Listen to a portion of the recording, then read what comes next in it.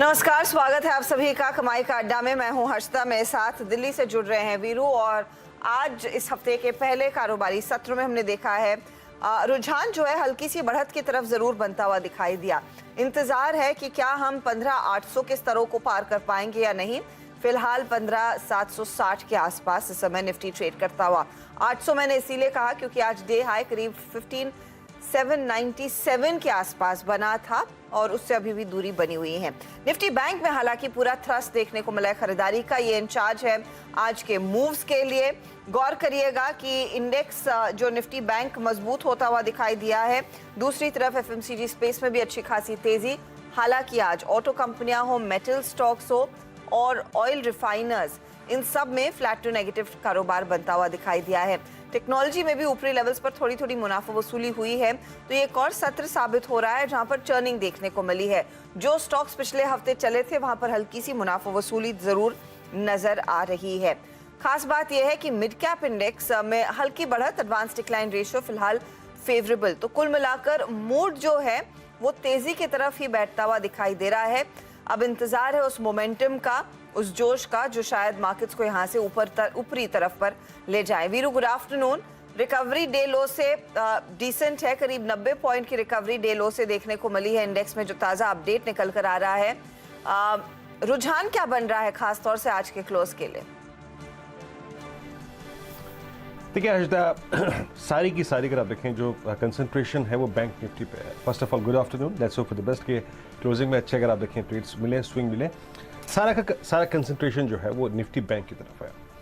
आज मॉर्निंग में जब मैं डेटा देखा था हर्षदा, और पोस्ट मार्केट ओपनिंग पहली अप्रोच यही थी कि we will focus towards Nifty bank. हम सिर्फ निफ्टी बैंक पे फोकस करेंगे क्योंकि क्लियर कट ट्रेड वर्जन यहीं पे ही मिल रहा है आपको। हालांकि इसमें कोई दुराई नहीं है कि 33,641,710 के ऊपर एक लॉन्ग ट्रेड था, वो गया भी करीब 810 तक।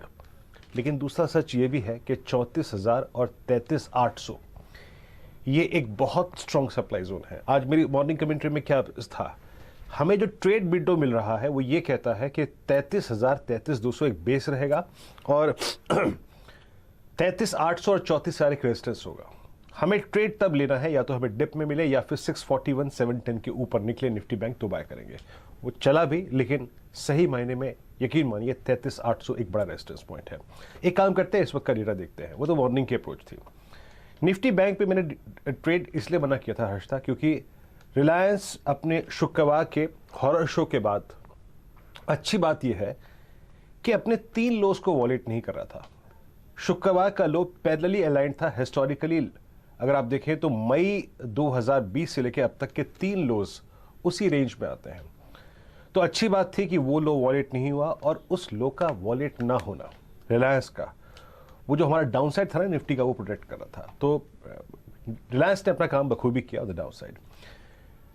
मेटल्स, आईटी, ये आपसे वो थ्रस्ट छीन रहे हैं। अगर मैं निफ्टी पे लॉन्ग ट्रेड करूं तो स्ट्रेंथ कहां से लाऊं, वो है नहीं, क्योंकि मेटल्स भी बैकफुट पे है। आज अगर आप देखें तो आपका ऑयल गैस स्पेस बैकफुट पे है, रिलायंस साइडवेज है, स्लाइटली नेगेटिव बायस अपने उस बेस के ऊपर। तो झुकाव नहीं था हर्षदा निफ्टी की तरफ किसी भी ट्रेड को लेकर। जरा प्लीज स्टैट्स लेके आइए। क्या इस वक्त का स्टैट्स ये कहता है, इस वक्त के आंकड़े ये कहते हैं कि हम एक लॉन्ग ट्रेड पंच करें या शॉर्ट ट्रेड पंच करें निफ्टी पर? आइए देखते हैं। ये स्क्रीन ये इंडिकेट कर रही है कि 15,800 का कॉल राइटर बहुत स्ट्रॉन्ग कन्विक्शन के साथ बैठा है। And look at the put writing at 15,700, 37 lakh का। तो हर्षदा 15,700 की पुट राइटिंग, आउटस्टैंडिंग वाई 68 लाख का, और 15,800 की कॉल पे 65 लाख का आउटस्टैंडिंग वाई करीब 25 लाख की कॉल राइटिंग। ये इंडिकेट करती है कि ट्रेड जोन बहुत छोटा है, अवॉइड कीजिए। आई थिंक इसको अभी एक क्लियर वर्डिक्ट देने में वक्त लगेगा, ठीक है? तो अभी इसको अवॉइड कीजिए। अब आते हैं निफ्टी बैंक पर। निफ्टी बैंक पर मेरी अप्रोच क्लियर करते सुबह से कि बाय कीजिए 710 के ऊपर, स्पेशली 800 और 34,020 तक की पॉसिबिलिटी होगी। लेकिन अब तक का हाई फ्रेंकली स्पीकिंग सिर्फ 810 लगा है। यहां पर भी आप स्क्रीन पर देख सकते हैं कि बड़ी चीज हो रही है कि 33,800 के कॉलेक्टर के पास एक कन्विक्शन है। आउटस्टैंडिंग वाई 18,66,000 का, 14 लाख कॉल बिकी है वहां पे, और 34,000 की कॉल पे करीब 23 लाख का आउटस्टैंडिंग वाई, और 33,500 पे, 33,400 पे और 33,300 पे स्ट्रॉन्ग पुट राइटिंग हुई है। तो याद रखिए, अगर आप लॉन्ग ट्रेड पे कमिटेड हैं तो कमिटेड रहिए। 33,500 33,403, 30 इस जोन पे एक अपना ऑप्शन पर एक स्टॉप लॉस प्लेस करके रखिए। 33,800 एक डिफिकल्ट जोन है, लेकिन निकलने की बहुत स्ट्रॉन्ग पॉसिबिलिटी है, और उसका कारण मैं आपको बताता हूँ हर्षदा क्या है। निफ्टी बैंक टेस्ट कर रहा है अपना 20 डे मा, निफ्टी भी टेस्ट कर रहा है अपना 20 डे मा, मतलब मोर और लेस उस रेंज में है। निफ्टी नेक्स्ट 50 20 डे मा के ऊपर ट्रेड कर रहा है, 33,725 के ऊपर। और अगर आप मिड कैप इंडेक्स को भी देखें हर्षदा, जिसका जिक्र आप कर रही थी, उसका इंट्राडे हाई भी आज 20 डे मा है। तो ये पूरा का पूरा मार्केट हर्षदा 20 डे मा को टेस्ट कर रहा है। 20 डे मा में दिक्कत आती है, it will take time, but I think जिस प्रकार से बैंक निफ्टी की प्लेसमेंट है स्टॉक फ्यूचर्स की, ट्रेड यही रहेगा हर्षदा। आज 20 डीएमए के ऊपर जाने के लिए डाउ फ्यूचर्स भी नहीं है कुछ खास इंडिकेशन दिखाता हुआ। वीरो आज 4 जुलाई की छुट्टी अमेरिकी मार्केट्स में, तो क्लियरली जो भी ट्रिगर आना है वो कल ही आता हुआ दिखाई देगा दोपहर में। डाउ फ्यूचर्स हल्का सा इंडिकेशन कर रहा है, लेकिन आप इसको कितना तवज्जो देंगे कंसिडरिंग आज मार्केट्स बंद है और कल शाम को ही दरअसल खुलेंगे। चलिए ट्रेंडिंग काउंटर्स आपकी स्क्रीन पर लेकर आते हैं। कई ऐसे पॉकेट्स हैं जहां पर अच्छी खासी तेजी देखने को मिली है आज के सत्र में, और उसमें आगे ऑफ कोर्स बैंकिंग काउंटर्स है। Q1 का अपडेट आया है कई सारे बैंक्स का, इस पर डिटेल में बातचीत भी करेंगे। इंडसइंड बैंक 2.5% ऊपर, तो IDFC फर्स्ट बैंक 5% ऊपर। लेकिन आज FMCG काउंटर्स में आप देखिएगा ITC ब्लू स्काई जोन में 291 के लेवल्स पर 2.5% तक की बढ़त दिखाता हुआ, और ब्रिटानिया भी कैचअप कर रहा है, करीब 1.5% ऊपर है ये स्टॉक। हालांकि मंदी की तरफ कुछ ट्रेड्स बैठते हुए दिखाई दे रहे हैं, वो आपकी स्क्रीन पर लेकर आते हैं। और टाटा स्टील आज कमजोर है, ऑफ कोर्स जो अपडेट्स निकल कर आए हैं मेटल प्राइसेस को लेकर, वो एक नेगेटिव इन कंपनियों के लिए 3% की गिरावट। ONGC में वो सेल साइड की पोजीशंस फ्राइडे के सेल ऑफ के बाद जारी है, आज 4% गवा चुका है काउंटर। TCS में कुछ मुनाफा वसूली होती हुई, याद रखिएगा TCS के इस हफ्ते फ्राइडे शाम को नतीजे आएंगे। और AU स्मॉल फाइनेंस बैंक आज करेक्ट कर रहा है। स्मॉल फाइनेंस बैंक की तरफ से भी एक अपडेट आया था, लेकिन स्टॉक ये चला नहीं है। तो ये फिलहाल वो काउंटर जहां से प्रेशर बना है। इन सब पर बात करेंगे, डिटेल में जानेंगे हमारे जानकारों से कि क्या आपकी ट्रेडिंग रणनीति होनी चाहिए। लेकिन फिलहाल आपको मिलवा देते हैं हमारे इस पूरे पैनल से, जो आपको बताएगा कि आपने क्या ट्रेड लेना है आज के दिन। फंडामेंटल्स के लिए शरद अवस्थी तैयार हैं। टेक्निकल पैनल में आज मानस जायसवाल जुड़ रहे हैं हमारे साथ। इसके अलावा प्रकाश काबा, राजेश सातपुते, असद बरनपति को भी जोड़ेंगे कार्यक्रम में आगे। अजीत मिश्रा भी हमारे साथ होंगे, और रचना वैद्य को भी हम जोड़ने वाले हैं आज दोपहर में 2:35 के आसपास। हमारे जानकार आपको देंगे 4 का चौका, जिसमें एक सस्ता ऑप्शन, F&O का सुपरस्टार, चार्ट का चमत्कार और मिड कैप फंडा आपके हाथ लगेगा। आज बैंकों पर फोकस है। देखिए करीब 200 पॉइंट के आसपास की बढ़त निफ्टी बैंक दिखा रहा है। Q1 के अपडेट्स कई सारे बैंकों ने दिए हैं। कॉर्पोरेट स्कैन में हम कैथलिक सीरियन बैंक के इंटरिम MD एंड CEO से बात करेंगे। इसके अलावा सेक्टर स्कैन भी इसी सेक्टर से जुड़ा हुआ रहेगा। हमारे साथ जुड़ेंगे LKP सिक्योरिटीज के बैंकिंग एनालिस्ट अजीत काबी। डिटेल में होगी चर्चा। फिर 2:40 पर एक इंटरनेशनल पर्सपेक्टिव भारतीय मार्केट्स पर बिग मार्केट वॉइस में लंदन से हमारे साथ जुड़ने वाले हैं लारा कैपिटल के वाइस चेयरमैन और CEO Raj Bhatt. Of course आज डीलिंग रूम चेक पर भी नजरें रहेंगी, तो एक्शन पैक्ड सेशन रहेगा। हल्का सा पॉजिटिव टेरिटरी में आने की कोशिश दिखा रहा था निफ्टी, 15,751 के लेवल्स पर इस समय ट्रेड बनता हुआ दिखाई दिया है। तो चलिए जानकारों से अब ट्रेड्स लेना शुरू करते हैं, और देखेंगे कि वो फिलहाल इस मार्केट को कैसे अप्रोच कर रहे हैं और क्या स्ट्रैटेजी आपकी होनी चाहिए। मानस, आफ्टरनून, बताइए क्या पर्सपेक्टिव ले रहे हैं आप इंडेक्स पर आज, और क्या ट्रेड है? Good afternoon Harshita. तो देखिए इंडेक्स की बात करिए तो बहुत कंसोलिडेशन देखने को मिल रहा है, बहुत साइडवेज मूव देखने को मिल रहा है, और अभी भी वो हर्डल जो है 15,900 के आसपास वो बना हुआ है। लेकिन स्टॉक स्पेसिफिक मूव्स देखने को मिल रहे हैं। जहां पर आपको ब्रेकआउट देखने को मिले वहां आप खरीदारी कर सकते हैं, और जहां पर आपको वीकनेस देखने को मिले वहां पर आप बिकवाली भी कर सकते हैं। तो दोनों साइड के ट्रेड स्टॉक स्पेसिफिक दिखते हैं, लेकिन इंडेक्स पे फिलहाल के लिए तो कोई ट्रेड नहीं है। आई थिंक यहाँ पर इंतजार करना पड़ेगा। अगर आपको एक बिल्कुल 1 से 2 दिनों का ट्रेड लेना होगा तो भी 15,800 के ऊपर ही खरीदारी करेंगे। लेकिन बैंक निफ्टी बेहतर लगता है। मैं समझता हूँ कि बैंक निफ्टी में आप उम्मीद कर सकते हैं कि करंट लेवल्स पे अगर आप खरीदारी करें और 33,600 रुपए के नीचे स्टॉप लॉस रखें तो ऊपर की तरफ करीब 34,000 तक के स्तर देखने को मिल जाएंगे बैंक निफ्टी में। खरीदारी करनी है, जो स्टॉक स्पेसिफिक ट्रेड रहेगा वो ट्रेंड का रहेगा। ट्रेंड में खरीदारी करने की राय रहेगी। देखिए यहाँ पर एक कंसोलिडेशन के बाद एक ब्रेकआउट देखने को मिला है। 100 डे और 50 डे मूविंग एवरेज को ब्रीच किया है, वहां पर वॉल्यूम देखने को मिले हैं, तो अब प्राइस ब्रेकआउट देखने को मिला है। तो ट्रेंड पे करंट लेवल्स पे खरीदारी करनी है। स्टॉप लॉसेस 1095 के नीचे रहेंगे और ऊपर की तरफ 1170 तक के टारगेट्स आप देख सकते हैं ट्रेंड पे। 1170 तक के टारगेट्स ट्रेंड में देखने को मिलेंगे। इनफैक्ट आज 11 बजे इसकी बात हम कर भी रहे थे और यही व्यू बना था कि 1100 के बियॉन्ड जाए तो शायद एक एक्शन बनता हुआ दिखाई देगा। 1120 आ चुका है, 1170 तक के लेवल्स इस समय आप बनते देख रहे हैं। गावा साहब, आफ्टरनून, बताइए आपका ट्रेड। मुझे जो good afternoon to you, trade जो पसंद है इस वक्त वो है एस्कॉर्ट्स। 1500 का स्टॉप लगाना चाहिए। एस्कॉर्ट्स में तेजी है, 2-3 दिन से हम तेजी देख रहे हैं। पॉसिबल टारगेट आपसे 1540, 1550 भी पॉसिबल है। एस्कॉर्ट्स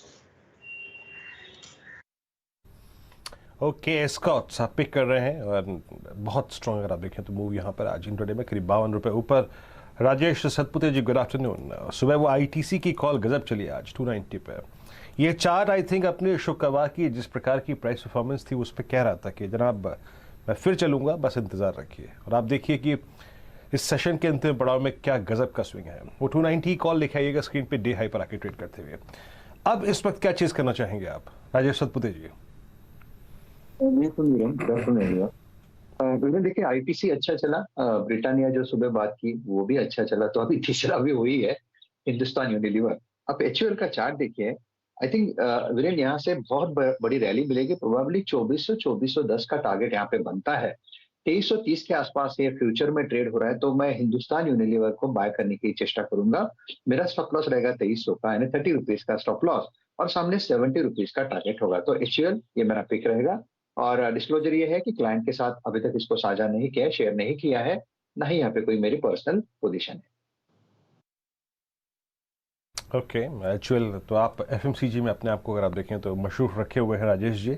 अच्छी बात है, स्विंग जहां मिल रहे हैं। और आज एक दो स्टॉक्स आप देख लीजिए, एचयूएल, आईटीसी, प्रॉमिसिंग डेटा था, प्रॉमिसिंग चार्ट्स थे और बखूबी चले।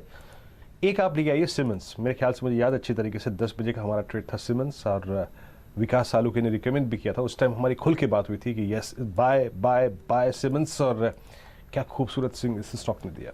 बात ये भी हुई थी कि जनाब ये स्टॉक अपनी समझ लीजिएगा कि 6 महीने की चैनल को बाइसेक्ट कर रहा है। क्या बखूबी तरीके से बाइसेक्ट किया। इट्स डे हाई 100 रुपये ऊपर इस वक्त, 4th top OI gainer in derivatives. Sharad Awasthi हमारे साथ जुड़ चुके बात करने के लिए। शरद जी, आज बाजार वाकई, इनफैक्ट आज नहीं, शुक्रवार से ही बहुत इंटरेस्ट शो कर रहा है एफएमसीजी बास्केट में। 2 बजे की आपकी कॉल क्या है और एफएमसीजी बास्केट पे आपका संक्षेप में? एफएमसीजी बास्केट में मुझे लगता है कुछ पॉकेट्स तो हैं जहाँ स्टॉक्स थोड़े अट्रैक्टिवली प्राइस्ड हो गए, फर्स्ट लेवल ऑफ अट्रैक्टिवनेस पे आ गए, जहाँ हो सकता है इनिशिएट करके थोड़ी बहुत बाइंग इनिशिएट की जाए। बहुत ज्यादा कंफर्ट तो अभी भी वैल्यूएशन में नहीं, लेकिन जैसे रॉ मटेरियल प्राइसेस वगैरह में काफी डीप करेक्शन आई है तो उसका फायदा इन स्टॉक्स को मिलना चाहिए, इस वजह से वहां पे एक पुल अप है। तो प्रताप स्नैक्स एक स्टोरी है, वहां हमें लगता है मिड कैप स्मॉल कैप में थोड़ा बहुत मूवमेंट होना चाहिए। और जहां तक अभी जो हम लोग को पसंद आ रहा है वो हमें लगता है पेपर सेक्टर में काफी बढ़िया मूवमेंट रहनी चाहिए आने वाले समय में। कुछ प्राइसेस वगैरह वो इंक्रीज भी कर रहे हैं, तो वेस्ट कोस्ट पेपर, जेके पेपर, तमिलनाडु न्यूज प्रिंट, ये सारे स्टॉक्स में हमें लगता है काफी बढ़िया मूवमेंट रहना चाहिए। प्रताप स्नैक्स और साथ ही साथ पेपर स्टॉक्स, यहाँ पे आपका झुकाव भी है। प्रताप स्नैक्स के बारे में एक बात कहूँगा कि अब इन चार्टी के लिए इस वक्त ठीक ठाक स्थिति में आज एक स्ट्रॉन्ग स्विंग भी दे रहा है 670 के स्तर पे। और एक काम करते हैं, अब इन कॉल्स के बाद आपको थोड़ा सा मार्केट का हल्का सा बाइसेक्ट करके स्टॉक स्पेसिफिक एक्शन क्या है, पूरे बाजार में हो क्या रहा है, स्टैट्स क्या कहते हैं, ये देखते हैं। पूरे बाजार के स्टैट्स देखते हैं, डायनेमिक्स क्या है, लॉन्ग, शॉर्ट और शॉर्ट कवरिंग और लॉन्ग अनवाइंडिंग, इसके पैमाने देखते हैं एग्जैक्टली। आप देखें तो कितने कितने हैं, कौन कौन सा काउंटर क्या क्या कर रहा है, ये देखिए। आज लॉन्ग बिल्डअप हुआ है 94 पे, इवनली पॉइज्ड है बाजार, देखिए 94, और इसे कहते हैं कंसोलिडेशन। शॉर्ट 79, लॉन्ग अनवाइंडिंग 2 और शॉर्ट कवरिंग 19 पे है। आइए देखते हैं लॉन्ग बिल्डअप कहाँ पर है। IDFC first bank, Trent, Oberoi realty, Siemens, Escorts, और इसमें से 3 तो कॉल्स अभी हमने बात ही की है। सिंजन बैकफुट पे, एलआईसी हाउसिंग फाइनेंस अपने लास्ट वीक के एक स्ट्रॉन्ग मूव के बाद आज बैकफुट पे, और यहाँ पर कटी है, याद रखिएगा। तो ये कुछ ट्रेड्स थे अगर आप देखें लॉन्ग और शॉर्ट के। मानस एक दो ट्रेड्स को और लेते हैं यहाँ पे, फिर आगे बढ़ेंगे। इस वक्त एक स्विंग मेरे स्क्रीन पर शुरू हो रहा है जिसको मैं छोड़ना नहीं चाहूँगा, and it's I think ABB, that is आप स्क्रीन पे लेके आइएगा। ABB 2340 डे हाई पर, लेकिन अब एक बड़ी रेंज कट रही है और इनफैक्ट ये जो 7 जून से लेके अब तक के सारे हाइज थे वो कट रहे हैं। इस वक्त एट द मोमेंट 72340 पर एक बाय ट्रेड बनता है क्या यहाँ पर? देखिए पहले तो अगर हम थोड़ा सा मीडियम टर्म चार्ट देखें तो भी अगर आप देखें तो 2100 रुपए के आसपास एक स्ट्रॉन्ग सपोर्ट है जो कि 50 वीक मूविंग एवरेज है और लगातार स्टॉक ने वहां पर सपोर्ट लिया है। ऊपर की तरफ एक हर्डल है 2475 रुपए, लेकिन आज के पैटर्न को देख के लगता है कि कम से कम वो लेवल्स तो बिल्कुल टेस्ट हो सकते हैं। 2475 तक किस तरह देखने को मिल सकते हैं, इसलिए करीब 125 रुपए की रैली के लिए यहाँ पर एक लॉन्ग पोजीशन बनाना चाहिए। आपके स्टॉप लॉसेस 2305 के नीचे रहेंगे और ऊपर की तरफ 2475 तक के टारगेट सेट करिए। और देखिए बात करते करते स्विंग आया भी स्टॉक 2352 के जोन में है। याद रखिएगा ABB और सिमंस की प्लेसमेंट बहुत ही खूबसूरत है, बहुत स्ट्रॉन्ग है और वर्सेस अगर आप कंपैरिजन करें आई मीन कमिंस के L&T के तो बहुत स्ट्रांगली पॉइज्ड ये दोनों स्टॉक्स हैं।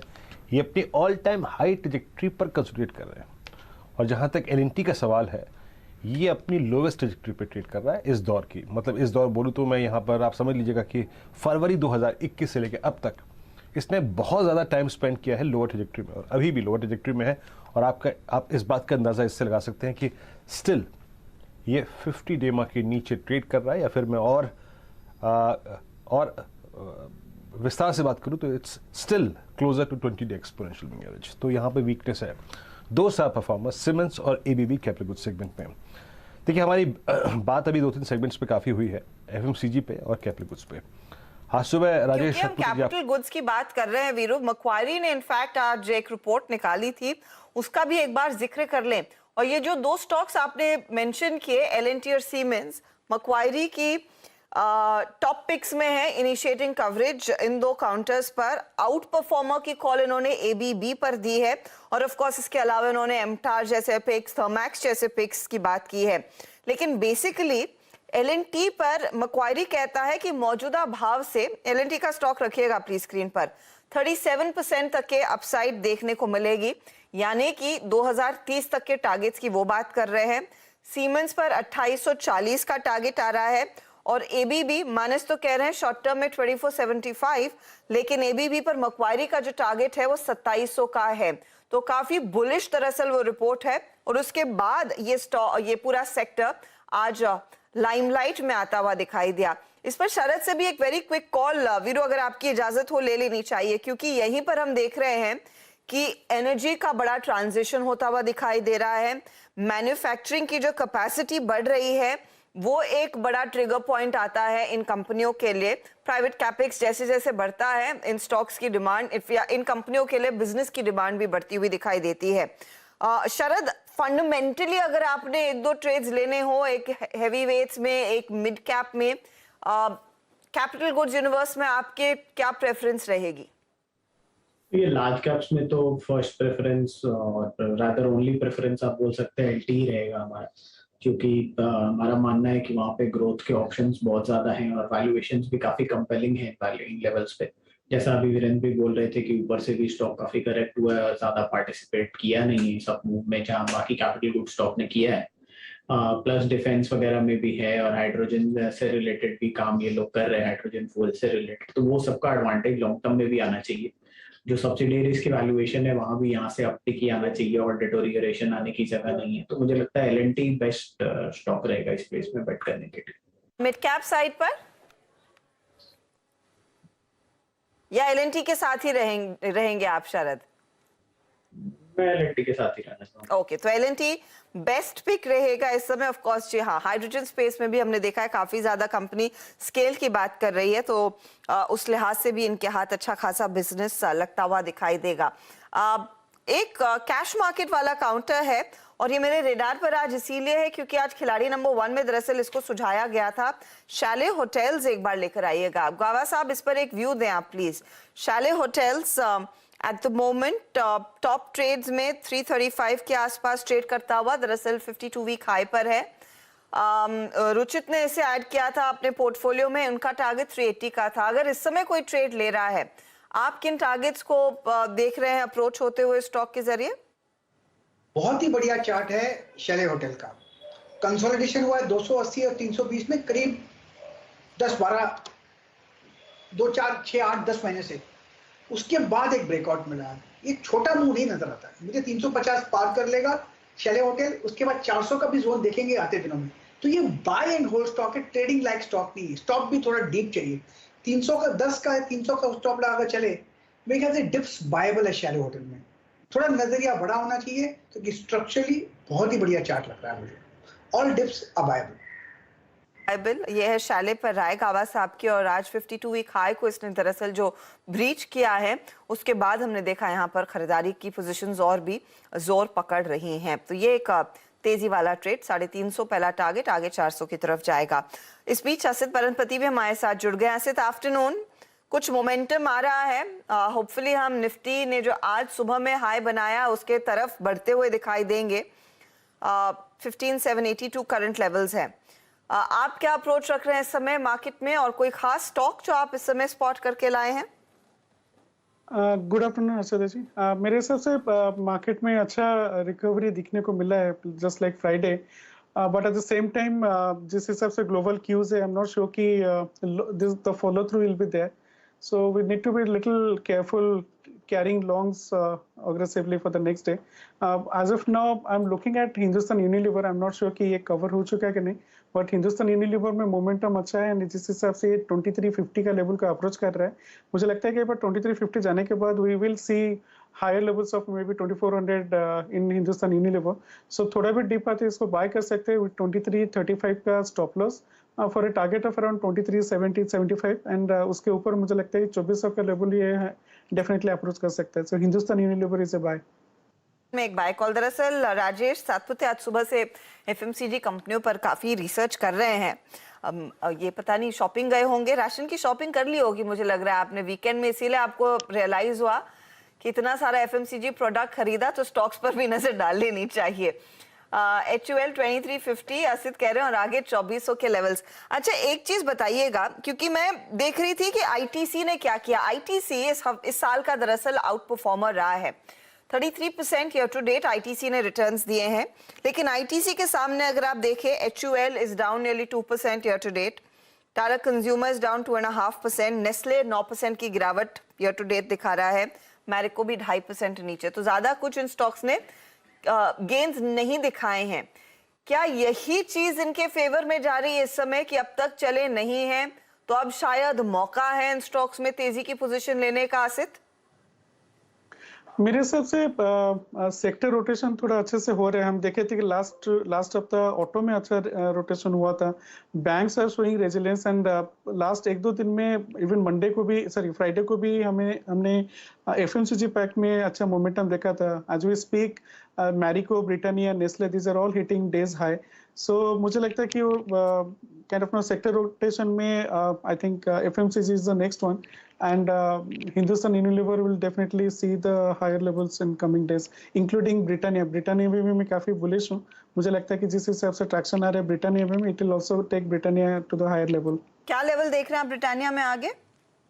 I think as of now, immediately not to be kind of not taking any long positions in Britannia, but at the same time थोड़ा भी अगर नीचे के लेवल 30-40 लेवल पे मिल रहा है, I think 3800 का लेवल हमें दिख सकता है positionally, but Britannia is looking good. Actually action आ रहा है, और क्योंकि हम इस सेक्टर की बात कर रहे हैं तो अपडेट भी आ गया है। पाम तेल में करीब 10% तक की गिरावट देखने को मिल रही है। तो ये दरअसल ऑफ कोर्स एफएमसीजी कंपनियों के लिए पॉजिटिव है, इसमें HUL के लिए पॉजिटिव है, ब्रिटानिया के लिए पॉजिटिव है, इनफैक्ट सोप मैन्युफैक्चरर्स के लिए एक बड़ा पॉजिटिव है, क्योंकि पाम ऑयल एक बहुत बड़ा फैक्टर है, एक बड़ा रॉ मटेरियल कॉस्ट है इन सभी साबुन वाली कंपनियों के लिए। उसमें HUL, ITC, आपका यहाँ पर गोदरेज इंडस्ट्रीज, ये सब फेवरेबल ट्रेड साबित होते हुए दिखाई देंगे। अवस्थी साहब, आपका व्यू क्या है एफएमसीजी प्लेज में, और ये जो अपडेट आ रहा है स्क्रीन पर कि पाम तेल में करीब 10% की और गिरावट देखने को मिली है, ये कितना फायदा दिलाएगा इन स्टॉक्स को? जी, ये काफी बड़ा फायदे की चीज है, क्योंकि जो आप, जैसे मैं प्रताप स्नैक्स वगैरह की भी बात कर रहा था, अगर आप छोटा कोई स्नैक्स भी बनाते हैं उसमें ज्यादा करके ये लोग पाम ऑयल वगैरह यूज कर रहे थे, और वहां पे जो ऊपर में प्राइसेस हो गए थे वो काफी एबरेशन हो गई थी। तो इफेक्टिवली मेरे हिसाब से ये 10% लेके शायद ऊपर से 30 या 40% स्टॉक पाम ऑयल के प्राइसेस गिरे हैं। इनके लिए वो बहुत बड़ी रिलीफ है, क्योंकि वो कॉस्ट पास ऑन करना, इवन दो इन्होंने कैपेसिटी मतलब जो प्रोडक्ट की साइजेस और वेट्स वगैरह है उसको रिड्यूस किया था 8-10% से, बट तो उसके बावजूद भी जो कॉस्ट था वो काफी पिंच कर रहा था। तो ये बहुत बड़ी रिलीफ है इनके लिए। पाम ऑयल अगर आप देखें प्राइसेस में कि 10% की गिरावट, ये देखिए, और इसको देखिए प्राइस आज 10% गिरे हैं, लेकिन अगर आप देखें तो ये पिछला जो डाउन ट्रेंड है ये मई से शुरू हो गया था, और अगर आप टिल डेट देखें तो हायर लेवल से लगभग 35% का रिट्रेसमेंट है 30 दिन में। तो ये बाजार ने सेंस बखूबी किया था, और आपने जो शुक्रवार को तेज़ी देखी थी वो कि खोखली नहीं थी, याद रखिएगा, एक बहुत रीजनेबल पॉइंट था उसके पीछे। जरा निफ्टी एफएमसीजी लेके आइए प्लीज़ एक बार, इस वक्त यही क्रक्स है 39,594। आज सीएनबीसी आवाज़ ने सुबह सुबह अपने खास चार्ट स्कैन में एग्जैक्टली बताया था, जहां 39,000 का जोन हमने पार नहीं किया। वो डॉक्टर साहब सुबह वाला चार्ट एक बार हो सके तो दिखाइएगा। 39 हफ्ते, आई मीन वीकली चार्ट पे जाके देखिएगा, 39 वीक के कंसोलिडेशन के बाद आपने ये जोन काटा था, ये खोखला नहीं था। It's now at day high and almost आप समझ लीजिएगा कि 29 अक्टूबर के बाद Nifty FMCG index highest trajectory पे है। मीनवाइल मैं थोड़ी सी लिबर्टी लूँगा हर्षदा, यहाँ पर कुछ स्टेट्स लोकेट हो रहे हैं अच्छे से, उन पे बात कर लेता हूँ। मैं आऊँगा एफएमसीजी पे लौट के, लेकिन लेट्स टेक मारुति। मारुति के 8437 पे ट्रेड कर रहा है। अब हटाइए इसको, एक काम करिए, एक ट्रेड है फटाफट पहले वो लेते हैं। राजेश सतपुते जी, मारुति जरा 8500 की कॉल लेके आइएगा और 8600 की कॉल लेके आइएगा। डेली पर देखिए इसको, आज लो लगाया, बहुत एक वेल डिफाइंड लो था, and it was I think 10 day exponential moving average, अभी करीब 8442 पर। 8500 की कॉल ले या 8600 की कॉल ले, 8500 242 पे ट्रेड कर रही है, और 8600 का प्राइस भी स्क्रीन पर आएगा। आपका टेक? वीरेंद्र जी, यहाँ पे अगर कॉल लेना है तो फिर 8,500 का कॉल थोड़ा बेटर पड़ेगा, क्योंकि आपको प्रॉफिट जो है वो जल्दी दिखेगा। मोमेंटम तो है, ऑटोज में कूल ऑफ के बाद फिर से पुल बैक है। मारुति का अगर फ्यूचर की बात करें तो मेरा टारगेट बनता है 8,750 से 8,800 पोजिशनली। तो अगर आपको लॉन्ग करना है, मैंने पोजिशनली बात की, मोमेंटम की बात करना है तो देखिए फिर पहला टारगेट होगा 8,600, 8,610 जो रिसेंट हाई था। अगर वो निकले तो फिर मेरा टारगेट आ जाएगा, लेकिन काउंटर में स्ट्रेंथ है। तो अगर आपको लॉन्ग करना है ट्रेडिंग पॉइंट ऑफ व्यू से तो 8,500 का कॉल करीबन 240-250 के रेंज में आपको मिलेगा, इसे आप बाय करें। स्टॉप लॉस रहेगा आपको 195 का जो दिन का लो है, और आप टारगेट सेट करें करीबन 320 से लेके 350 का, जो एक स्विंग का टारगेट होगा, स्विंग के हाई का टारगेट होगा। तो मारुति का अगर काम करना है 8,500 का in the money, almost in the money call buy करें। जी 8,500 की कॉल। देखिए आज क्या हुआ कि मारुति दरअसल शुक्रवार को और गुरुवार को काफ़ी स्ट्रॉन्ग खुला था, और चल इतना चुका था कि इसका बैकफुट पे आना बहुत ज़रूरी था और लाजमी भी हो गया था। और शुक्रवार को गैप अप के बाद थोड़ा सा चला, फिर बैकफुट पे आया, और आज वेल डिफाइंड लो लगाने के बाद इस वक्त डे हाई की ट्रैजेक्टरी में आके मारुति ट्रेड करता हुआ। इस थोड़ा ट्रेड पे ध्यान दीजिएगा। मीनवाइल निफ्टी याद रखिएगा अब 15,788। और एक बात नोट करके रखिएगा, मॉर्निंग कमेंट्री में क्लियरली विजिबल था, कहा गया था, बार बार कहा गया था 20 डेमा को रिस्पेक्ट देगा निफ्टी। 20 डेमा प्लेस्ड है 15,835, तो अभी नहीं 15,835 पे देखेंगे एग्जैक्टली क्या करता है, क्योंकि आपका समझ लीजिएगा कि 28 जून, 29 जून, 30 जून, 1 जुलाई और आज देखें तो इन सारे सेशंस का हाई जो है वो एग्जैक्टली 20 डे एक्सपोनेंशियल एवरेज है। निफ्टी बैंक भी डे हाई पर है, लेकिन still struggling with that call writer of I think 33,800, लेकिन उसके पास बहुत ट्रेड करता हुआ। एबीबी को देखिए अब क्या स्विंग देकर 2368 पर डे हाई की ट्रैजेक्टरी पर आके खड़ा हो गया है। अभी डिस्कस किया था हमने एबीबी को। एक बार सिमंस फिर लेके आइए, मेरे को सिमंस थोड़ा सा फिर इंप्रेस कर रहा है। मानस इस चार्ट पर slightly out of money call पकड़े क्या, इसको ऐसे तो नहीं छोड़ सकते, क्योंकि ये रेक्टेंगल का जो कंसोलिडेशन है वो ऑलमोस्ट 6 महीने का है। क्या कहेंगे आप? तो देखिए ये एक ब्रेकआउट केस है, हालांकि अभी एक और रेजिस्टेंस बाकी है, लेकिन पैटर्न बहुत क्लियर दिखता है और ऐसा लग रहा है कि जो पिछला हाई था मेरे ख्याल से 25, 30 के आसपास होगा, वो भी ब्रीच हो सकता है। तो बिल्कुल यहाँ पर एक कॉल ऑप्शन लेना चाहिए और जो 25-20 का कॉल ऑप्शन है 86 रुपीज के आसपास, वहां पर खरीदारी करिए। स्टॉप लॉस बहुत बड़ा नहीं है, 60 रुपए के नीचे स्टॉप लॉस रखिए। लेकिन अगर हम स्टॉक में और इस ऑप्शन की पोटेंशियल की बात करें तो शायद आपको इस मंथ में 140 से 150 तक के प्राइस इस ऑप्शन में देखने को मिल सकते हैं। तो 2520 का कॉल ऑप्शन लीजिए 60 रुपए के स्टॉप लॉस के साथ। तो सीमेंस में एक बढ़िया अपॉर्चुनिटी बनती हुई दिखाई दे रही है। ये स्टॉक इस समय आउट परफॉर्म कर रहा है। इससे पहले हम एबीबी और एलएनटी की भी बात कर रहे थे। चलिए, चार का चौका की बारी आ रही है, तो हमारे जानकार तैयार रहे। कई सारे ट्रेड्स आपको निकालने हैं हमारे लिए, दर्शकों के लिए। मैं आपको बता दूं कि किसने क्या देना है। प्रकाश गाबा साहब, आपसे हम लेने वाले हैं आज चार्ट का चमत्कार। सस्ता ऑप्शन के लिए असित तैयार रहिएगा आप प्लीज। एफएनओ का सुपरस्टार मानस जायसवाल आपके जिम्मे है और शरद अवस्थी मिड कैप फंडा तो बढ़िया निकाल कर देंगे ही। तो ये है फिलहाल सस्ता ऑप्शन असित का। चार्ट का चमत्कार प्रकाश गाबा देंगे कुछ ही देरों में, कुछ ही मिनटों में। एफएनओ का सुपरस्टार मानस जायसवाल निकाल रहे हैं और मिड कैप फंडा शरद अवस्थी। लेकिन देखिए, एक सेक्टर जो आउट परफॉर्म कर रहा है आज वो है बैंक्स। बैंकिंग काउंटर्स पर ही फोकस करते हैं और आज कॉर्पोरेट स्कैन में हमारे साथ कैथलिक सीरियन बैंक के हमारे साथ इंटरिम एमडी और सीईओ जुड़ रहे हैं। उनसे डिटेल में बातचीत होगी और कंपनी ने दरअसल अपना जो है Q1 का अपडेट भी दिया है। तो मोंडल साहब, स्वागत है आपका। मैं देख रही हूँ आपने बैंक में करीब करीब 16% ज्यादा लोन ग्रोथ दर्ज की है। एक और चीज जो मैंने आपके बैंक में नोटिस की, ये आपका जो गोल्ड वाला पोर्टफोलियो है उसमें खासी ग्रोथ देखने को मिली है।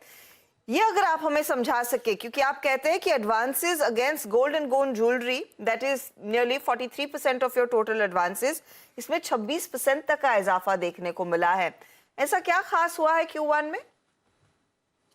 Thank you for having me on your show.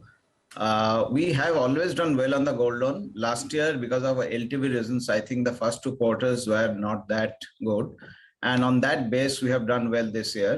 But from the second quarter of last year, we continued to grow. And if you look at our Q3, Q4 of last year, and especially Q1 this year, I think the momentum is clear that gold loan is doing extremely well and will continue the momentum through the year as well.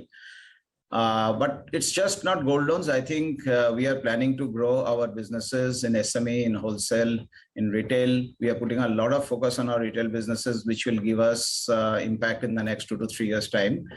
And as the growth continues on the credit side, we should be able to see, along with gold loan, other businesses also picking up.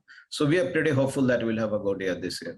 तो business growth जो आप SMEs और retail front की बात कर रहे हैं, क्या वहां पर चांसेस है दैट इट को ड्राइव ग्रोथ, और इट्स प्राइमरीली गोल्ड बिजनेस ही जो आपकी बिजनेस ग्रोथ को यहाँ से ड्राइव करने वाला है? देखिए, gold is already more than 40% of our portfolio. So to have an impact on the growth on the overall portfolio, gold has to continue to grow, and that will grow. But we have to build up a long-term franchise because our vision is to build a much larger scale bank from where we are today. And for that, obviously, we have to build our SME business, our retail business, our wholesale business. And as we're talking, we are investing significantly into technology to build our retail business. Many of the teams who have joined us, and I also have some amount of expertise in retail. So we are building our product of the future. So as we're talking today, we have to run the bank today the way it is, and we have to build the bank for future. For the future, it is the retail. And currently this year, we'll grow our SME as well as wholesale. But obviously gold will remain our mainstay for the growth at least for the next 2 years. After that, the other businesses mixes will change, and we will see retail primarily driving the growth along with SME and wholesale. Okay, एक चीज़ और पूछनी थी मुझे यहाँ पर। अभी आपने, अगर आप देखें गोल्ड लोन्स पे, और आई थिंक जिस तरीके से आप आगे बढ़ेंगे उससे बातचीत कही, लेकिन आपका डिपॉजिट्स अप्रॉक्सीमेटली 8.65% बढ़ा है इस बार, करीब 20,266 करोड़ रुपए रहा। लास्ट 3 महीने में डिपॉजिट्स में कितनी जो ग्रोथ रही है, ये जानना चाहूँगा कि क्या डिपॉजिट्स स्लाइटली हायर रेट्स पे अब लाने पड़ रहे हैं? पिछले 3 महीने में डिपॉजिट कॉस्ट में कितनी वृद्धि हुई है, और आगे जाके इसमें कितनी वृद्धि का अनुमान है आपको? जिस प्रकार से चैलेंजिंग हो गया है पिछले 3 महीने में समय काफ़ी हद तक, और कुछ बैंक्स प्राइवेट सेविंग रेट्स पे काफ़ी सब्सटेंशियली हायरली रेट्स दे रहे हैं, तो ये जो कॉस्ट है ये कितनी बढ़ेगी और इसमें आप कितनी ग्रोथ देख रहे हैं?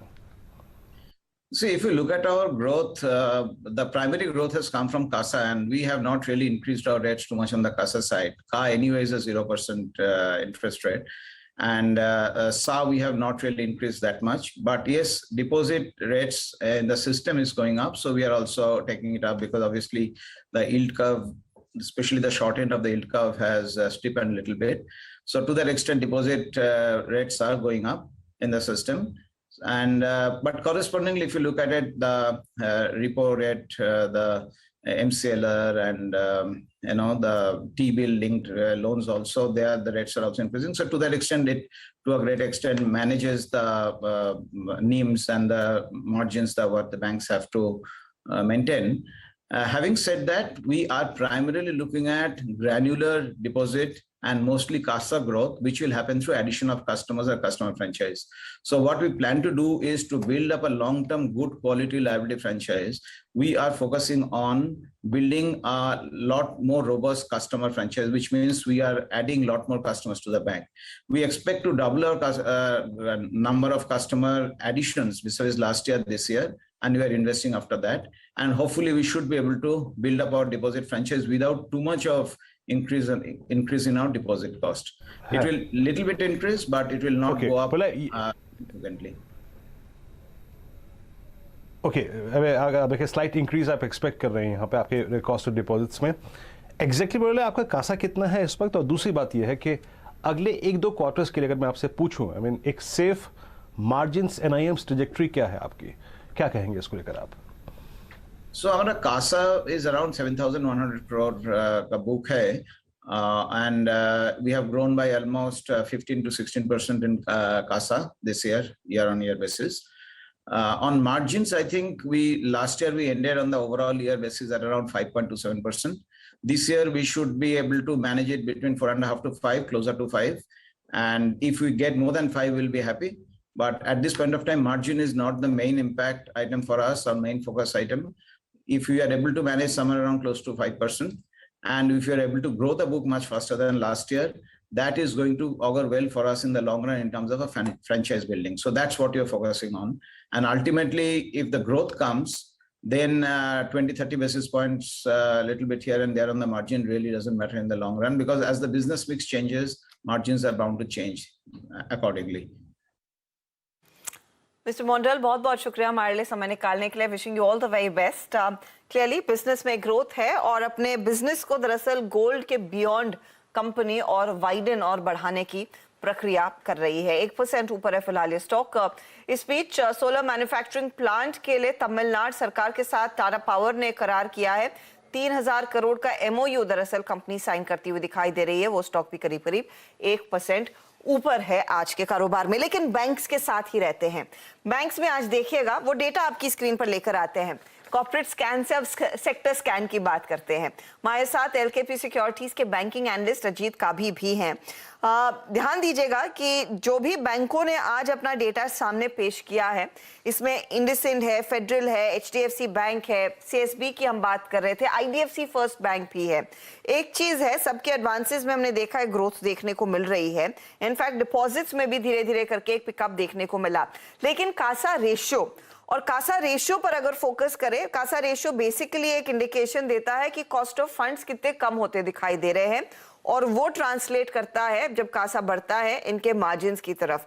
तो कासा के आधार पर देखें तो IndusInd bank highest CASA post कर रहा है पिछले 14 क्वार्टर्स में 43.2% के आसपास. यहाँ पर क्वार्टर ऑन क्वार्टर या फिर अगर आप एनुअली देखेंगे तो ग्रोथ नजर आएगी. वर्सेस HDFC बैंक जिसका कासा 46% पर है. इंडसइंड बैंक की तुलना में ज्यादा है, लेकिन याद रखिएगा पिछले क्वार्टर में यह आंकड़ा 48.2% के करीब था. फेडरल बैंक के कासा में भी ग्रोथ देखने को मिली है. Same goes for CSB and IDFC first bank. इस कासा वाले फैक्टर पर पहले मैं आपकी राय अजीत लेना चाहती हूँ. शुक्रिया हमारे लिए समय निकालने के लिए. इस Q1 अपडेट में इस कासा के फिगर को अगर आप एनालाइज करें तो इंडिकेशन क्या है? ये क्वार्टर स्ट्रॉन्ग रहने वाला है NIMs के लिहाज से इन सभी बैंकों के लिए? मेरा मानना यह है, जो आप बैलेंस शीट ग्रोथ देख रहे हैं, आप कासा में देख रहे हैं या इवन लोन इंप्रूवमेंट भी है, कासा का ग्रोथ जो है वो मेनली इंडसइंड बैंक का सेविंग अकाउंट्स में है. बट सेविंग अकाउंट में दे चार्ज उनको कुछ 3.5% या 4% का चार्ज मिलता है, जबकि चार्ज देना पड़ता है। करंट अकाउंट्स में उनके पास जो है करंट अकाउंट्स जो है उनका, उसमें ज्यादा ग्रोथ देखने को मिलेगा। वो हमको डिटेल में पता चलेगा जब रिजल्ट्स आएगा।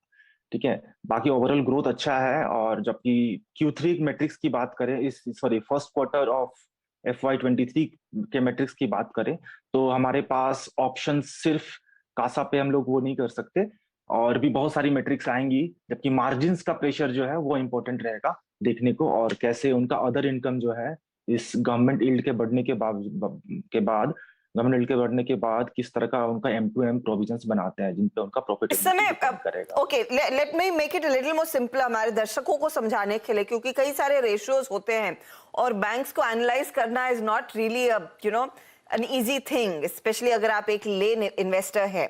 तो इन Q1 अपडेट्स में आपको क्या अच्छा लगा है और किस बैंक के लिए एक फेवरेबल पोजीशन आती हुई दिखाई दे रही है? क्योंकि हम सुबह से बात करें, एडवांसेस सबके बढ़ते हुए दिखाई दे रहे हैं। 21% बढ़ा एडवांस का आंकड़ा HDFC के लिए, 16% फेडरल बैंक के लिए, इंडसइंड बैंक के लिए 13%, वो आंकड़े सामने हैं। तो ग्रोथ तो है लोन बुक में। आप इसे अगर टटोलने की कोशिश करें कि किसका अच्छा रहेगा Q1 का आंकड़ा, आप किसके फेवर में जा रहे हैं और आप कैसे नंबर्स को पढ़ रहे हैं? ग्रोथ तो हमें पता है कि RBI ने जब बाई मंथली अपना रिपोर्ट सबमिट किया, तो जो शेड्यूल कमर्शियल बैंक है उन्होंने अराउंड 15.2% का YoY ग्रोथ दिया। तो हमें पता है, हम सबको, मार्केट को भी पता है कि क्रेडिट ग्रोथ में कुछ प्रॉब्लम्स नहीं है और क्रेडिट ग्रोथ अच्छा होने वाला है। तो हम लोगों ने जो प्रोविजनल नंबर्स हम लोगों ने देखा अभी, तो उसमें उन्होंने अच्छा परफॉर्म किया है। पर हम इस क्वार्टर का अर्निंग्स जो है वो ग्रोथ पे और एसेट क्वालिटी पे डिपेंड नहीं करेगा। इस क्वार्टर का अर्निंग जो है दो चीजों पे डिपेंड करेगा, उनकी मार्जिन्स कैसे रहने वाली है, क्योंकि इंटरेस्ट रेट सिनेरियो बहुत, मतलब इंटरेस्ट रेट हाइक भी हो चुका है, अराउंड 3.9%, 4.9% का रेपो रेट है। तो अब इम्पोर्टेंट बात यह है उन सारे बैंक्स के लिए, उनका परफॉर्मेंस उनके मार्जिन्स पे डिपेंड करता है इस क्वार्टर। और उनका प्रोविजन जो है, उनका जो M2M प्रोविजंस बनाने वाले हैं, जो गवर्नमेंट यील्ड के बढ़ने के बाद उनको कुछ प्रोविजंस बनाने पड़ते हैं, ताकि उनके बॉन्ड प्राइसेस बहुत घट चुके हैं। तो अब वो M2M प्रोविजंस कितना बनाने वाले हैं और उनका मार्जिन्स कैसे रहने वाला है, ताकि प्रॉफिटेबिलिटी जो है उनका पैट और अदर मेट्रिक्स वो किस तरह परफॉर्म करेंगे, ये इस क्वार्टर का जो आने वाला क्वार्टर है उसका सबसे बड़ा थीम रहने वाला है। जहां तक क्रेडिट ग्रोथ की बात है, वो मार्केट को पता है, और पूरे इंडस्ट्री अभी क्रेडिट ग्रोथ के मामले में अच्छा करने वाली है नेक्स्ट फ्यू क्वार्टर्स, और आप बोल सकते हैं कि 2-3 साल तक ये क्रेडिट ग्रोथ रहने वाला है। ओके, अगर आप देखें क्रेडिट ऑफ टेक बाजार डिस्काउंट कर चुका है आपके मुताबिक अजीत जी, और आप कह रहे हैं कि मार्जिन्स NIMs पिक्चर और कहीं ना कहीं M2M जो एग्जैक्टली आप देखें ट्रेजरी पोर्टफोलियो पे वो कितना क्रिएट करते हैं इस क्वार्टर में, वो बड़ी बातें होंगी। अच्छा, इन सब चीज़ों को देखते हुए अगर मेरे को अजीत जी थोड़ा सा प्रीएम्प्ट करना हो, let's talk about stocks now. अभी आपको इस वक्त सबसे ज़्यादा attractively placed stock private banking space में और PSU बैंकिंग बास्केट में लग कौन से रहे हैं, specially with in the basket of private banks, 2 banks, और PSU में आप किसको चीज करना चाहेंगे इस वक्त? प्राइस टारगेट्स क्या है आपके? प्राइवेट बैंक्स में हमारा जो पहला प्रेफरेंस है वो एक्सिस बैंक है, क्योंकि एक्सिस बैंक ने पिछले 3 साल से अच्छा परफॉर्म नहीं किया है, इन टर्म्स ऑफ एसेट क्वालिटी हो, या इन टर्म्स ऑफ ग्रोथ हो, इन टर्म्स ऑफ शेयर प्राइस हो। अब हम लोग पिछले 2 क्वार्टर से देख रहे हैं कि एक्सिस बैंक का परफॉर्मेंस काफी अच्छा रहा, उनका इंक्रीमेंटल ग्रोथ बाकी सारे उनके जो पीयर्स बैंक्स है उनसे बहुत काफी बेटर रहा है। और वैल्यूएशन मैट्रिक्स पे एक्सिस बैंक थोड़ा हमें अंडर वैल्यूड लग रहा है, जबकि रिटर्न रेशियोज जो है उसके बहुत अच्छे आने वाले हैं, इस क्वार्टर में भी अच्छे आने वाले हैं। और आपके जब आप 2 साल का प्रोजेक्शंस करते हैं तो प्रोजेक्शंस में भी पता चलता है कि एक्सिस बैंक काफी अच्छा परफॉर्म करने वाला है विज़ ICICI बैंक, क्योंकि ICICI बैंक ने बहुत अच्छा परफॉर्म किया है पिछले 3-4 सालों में। बट आने वाले जो साल होंगे, आने वाले जो बुल रन होगा बैंकिंग सेक्टर में, वो एक्सिस बैंक का होगा। ये हम लोग इसलिए एक्सिस बैंक को मतलब पहला प्रेफरेंस दे रहे हैं। और सेकंड प्रेफरेंस जो है ऑब्वियसली ICICI बैंक है, क्योंकि ICICI बैंक का जो ग्रोथ हम लोगों ने पिछले कई सालों से देखा है, वो ग्रोथ आगे भी मेंटेन रहने वाला है होपफुली। और उनकी जो बैंक्स की मैनेजमेंट है, बैंक की मैनेजमेंट है, वो बहुत अच्छा परफॉर्म कर रही है, अच्छा काम भी कर रही है। तो ICICI बैंक और एक्सिस बैंक ये हमारे 2 टॉप पिक्स है प्राइवेट बैंक्स में।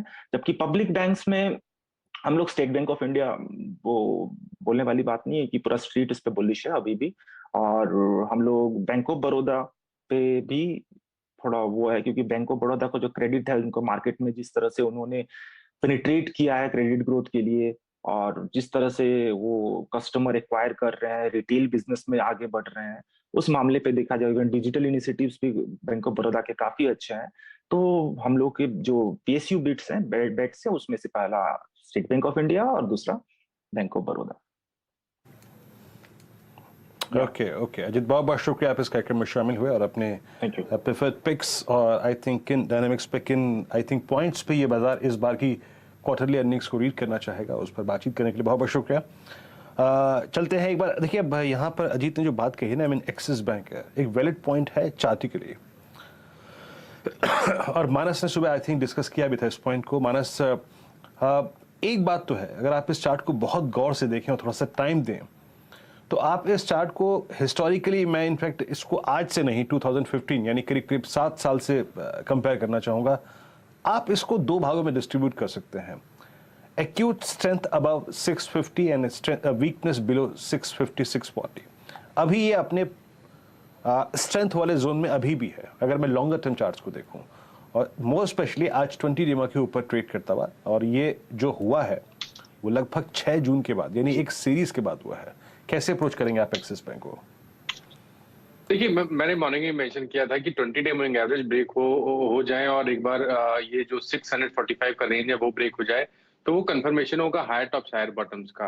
वो ऑलरेडी हो चुका है। मेरा समझना है कि शायद ये 50 डे मूविंग एवरेज को टेस्ट करने की कोशिश करेगा जो कि 665 के आसपास है। तो 15 से 20 रुपए का आपको बिल्कुल शॉर्ट टर्म के लिए एक्सिस बैंक में देखने को मिलेगा। तो एक छोटा सा स्टॉप लॉस 644 का रखे और लॉन्ग पोजीशन करंट लेवल्स बनाए, कम से कम 665 670 तक के टारगेट्स आप देख सकते हैं। की तैयारी एक्सिस बैंक करता हुआ ये इनफैक्ट प्रेफर्ड पिक निकल कर आ रहा है इस समय इस पूरे पैक में। एक बार मार्केट पर नजर डाल लेते हैं जहां HUL 3.5% ऊपर अब 2365। याद रखिएगा सबसे पहले सिंबी से आवाज आपको बता रहा था कि पाम तेल के प्राइसेस में एक भारी करेक्शन देखने को मिला है, 10% आज क्रैक करते हुए इनफैक्ट 35% हमने देखा है इस 30 दिनों में उन प्राइसेस में एक बढ़िया करेक्शन देखने को मिला है। तो वो स्टॉक आउट परफॉर्मर। और ब्रिटानिया जिस पर इनफैक्ट थोड़े से सर्कमस्पेक्ट थे, बुलिश तो थे लेकिन डिप्स पर खरीदने की बात कर रहे थे असित, वो स्टॉक भी चल पड़ा है करीब 2.5% ऊपर। असित, आपने कहा 3640 के आसपास एक कन्विंसिंग बाय होगा, लेकिन जिस तरह का प्राइस वॉल्यूम एक्शन इस स्टॉक में अब पकड़ लिया है, would you buy it? I think Sudhir ji, it will be risk reward case है, so थोड़ा फेवरेबल रहेगा अगर थोड़ा नीचे हमें मिल सके, बट सारे FMCG companies are just kind of they are rallying up. So अगर ये 3700 के ऊपर जाता है तो then again we can try, because 3700 में एक अच्छा खासा कॉल राइटिंग है। उसके ऊपर जाता है तो देन 3710 के लेवल पे we can buy, because there will be a strength coming in short covering kind of thing. But as of now, we can wait. And हमने डिस्कस किए थे HUL के बारे में, that has gone to 2370 right now. I think FMCG pack में definitely momentum है. So yeah. 70 पर एक बार मोहर लगा भी ली जाए क्योंकि वो वही टारगेट था। असित, आपका भी टारगेट अचीव हुआ और राजेश सातपुते ने भी 2370 के टारगेट के लिए इस स्टॉक पर एक व्यू दिया था। तो दोनों ही जानकारों ने जो कॉल दिया HUL पर, वहां पर HUL की पर मोहर लगानी है डायरेक्टर साहब। ब्रिटानिया में तो यहाँ पर कह रहे हैं 3700 के ऊपर खरीदा जाए ट्रेड। तो HUL पर दोनों जानकार असित और राजेश के टारगेट्स हिट हो रहे हैं। चलिए, अजीत मिश्रा हमारे साथ जुड़ गए हैं, मेरे ख्याल में रचना भी आ रही हैं और फिर चार का चौका शुरू करेंगे। अजीत बताइए इस समय का ताजा ट्रेड क्या है?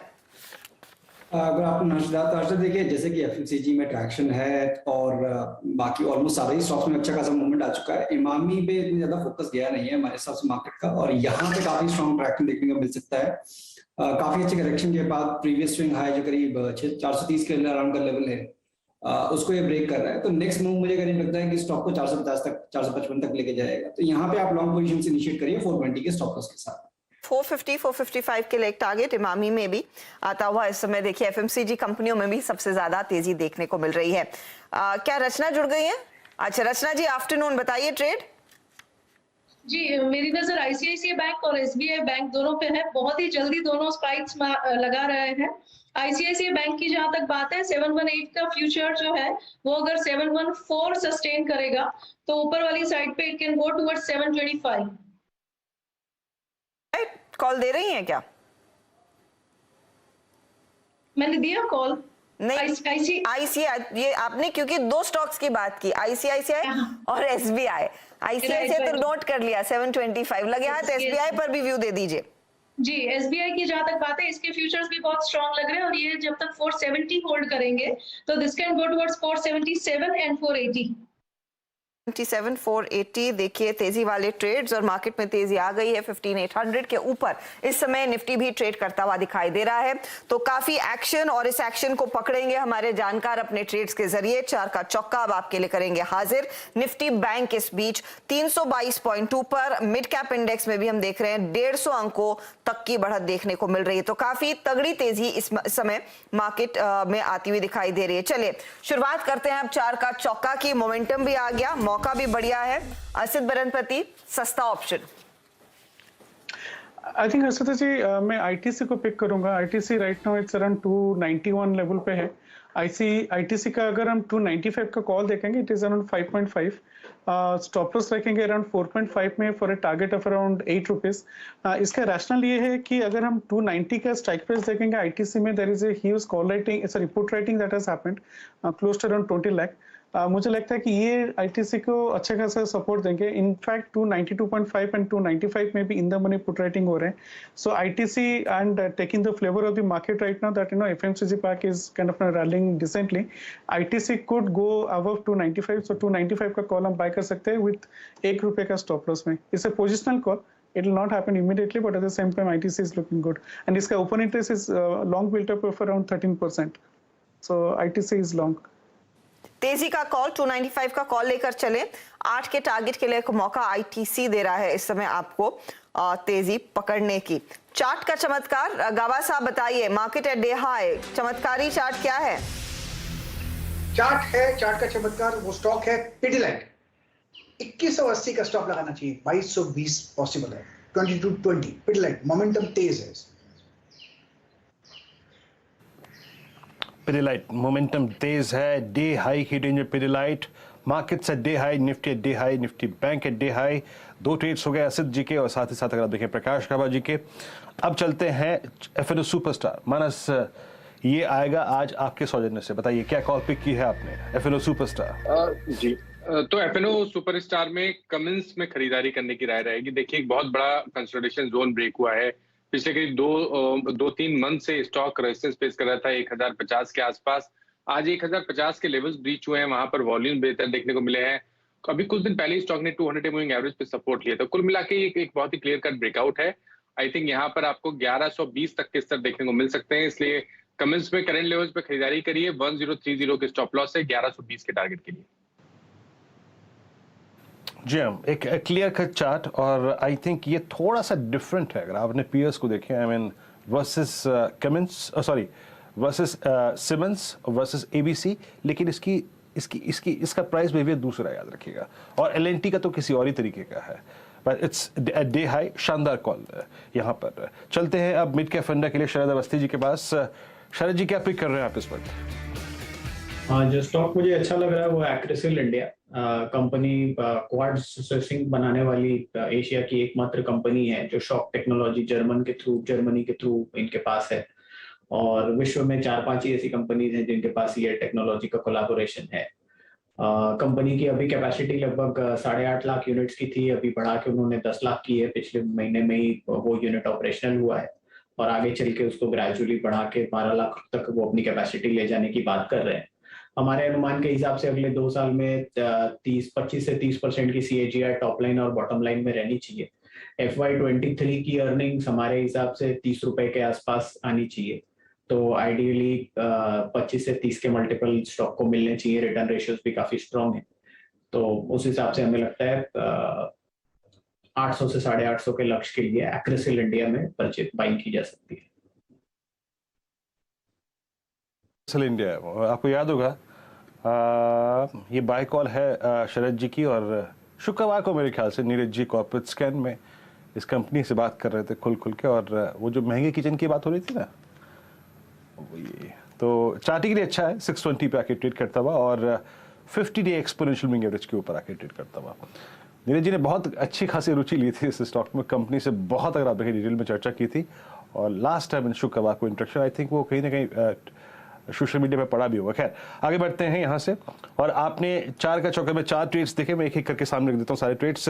सस्ता ऑप्शन अर्षित बरनपति जी की तरफ से आया था, और उसके बाद प्रकाश गवा जी की कॉल थी 4 का चमत्कार। ये सारे के सारे ट्रेड्स आपकी स्क्रीन पर। अर्षित बरन ITC 28 जुलाई की जो कॉल है वो 295 की for a possible target of 8, stop loss 4, 5.65 पे ट्रेड करती है, इसको पिक कीजिएगा। आज सुबह हमने 290 की कॉल ट्रेड की थी, अब थोड़ा सा स्टॉक ऊपर आ गया है, तो यहाँ पर आपको पिक करना है 295 का स्ट्राइक। प्रकाश गवा सर पिडिलाइट को पिक करते हुए 2220 के यहाँ पे टारगेट के लिए 2180 का स्टॉप लॉस है। उसके बाद FNO सुपरस्टार में माना जायसवाल जी ने क्रिमिंस को पिक किया, और शरद अवस्थी जी ने मिड कैप फंडा में आज एक्रेसिल को पिक किया। यहाँ पर वो अच्छी खासी स्ट्रेंथ एक्सपेक्ट कर रहे हैं। लेकिन अब देखिए ग्लोबल प्रोस्पेक्टिव से बातचीत करते हैं, और इस ग्लोबल प्रोस्पेक्टिव में जो 3 महीने में आपने देखा हॉरर शो, उससे काफ़ी हद तक श्री राज भट्ट जी ने आपको इसी कार्यक्रम में, इसी मंच पे काफ़ी वाकिफ कराया था। लेकिन सर, अब आप सर जब मुलाकात कर रहे हैं ना, तो वो प्राइस डैमेज देखा हमने, और उसी प्राइस डैमेज के बीच में इंडियन मार्केट्स के ठीक ठाक प्राइस परफॉर्मेंस देखी। डाउनसाइड काफ़ी हद तक रेस्ट्रिक्टेड था। यही आपके मोटे तौर पर अगर आप देखें जो 2 बड़े पॉइंट्स थे। लेकिन सर, जब आपसे आज मुलाकात कर रहे हैं तो एक शोर हर तरफ है, और वो है कमोडिटीज़ में एक severe dent, severe price damage, चाहे वो मेटल्स हों, चाहे वो एग्री कमोडिटीज़ हों, एथेनॉल प्राइसेस को ले लीजिए आप, सब में एक सब्सटेंशियल डिप। पाम ऑयल में अगर आप देखें करीब करीब 35% का retracement within the I think span of 30 days. इसको कैसे देख रहे हैं आप? इक्विटी मार्केट्स के लिए इसका मतलब क्या है? देखिए, कमोडिटी में we had sharp rises, so कोई भी एक स्ट्रेट लाइन में तो nothing is going to go up. Then उसके बाद recession fears in the last few weeks में I think everybody is talking of recession now. Then we had China lockdown. So all these things have put pressure on commodity prices.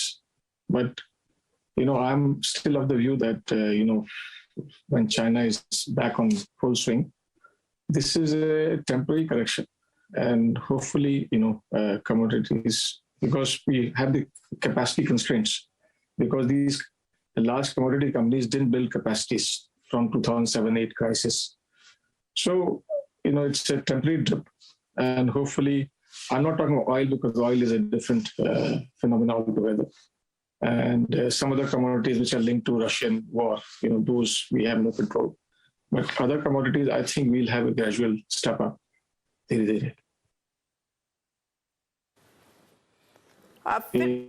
Yes. Bhatt साहब, हाँ, नहीं, थोड़ी सी आपकी आवाज cut रही थी, तो मैं सोच रही थी कनेक्शन है या नहीं। कुछ देर पहले, क्योंकि हम कमोडिटीज की बात कर रहे हैं, एक तरफ आप कह रहे हैं ये जो इंडस्ट्रियल कमोडिटीज हैं उसमें एक शायद टेम्पररी करेक्शन है और फिर से भाव ऊपर जाते हुए दिखाई देंगे। इसी बीच जो भारत ने ऑयल रिफाइनर्स पर विंडफॉल टैक्स लगाने की बात की, और उसके बाद हमने देखा रिलायंस में किस तरह का झटका आया, ONGC आज फिर दबाव के घेरे में है।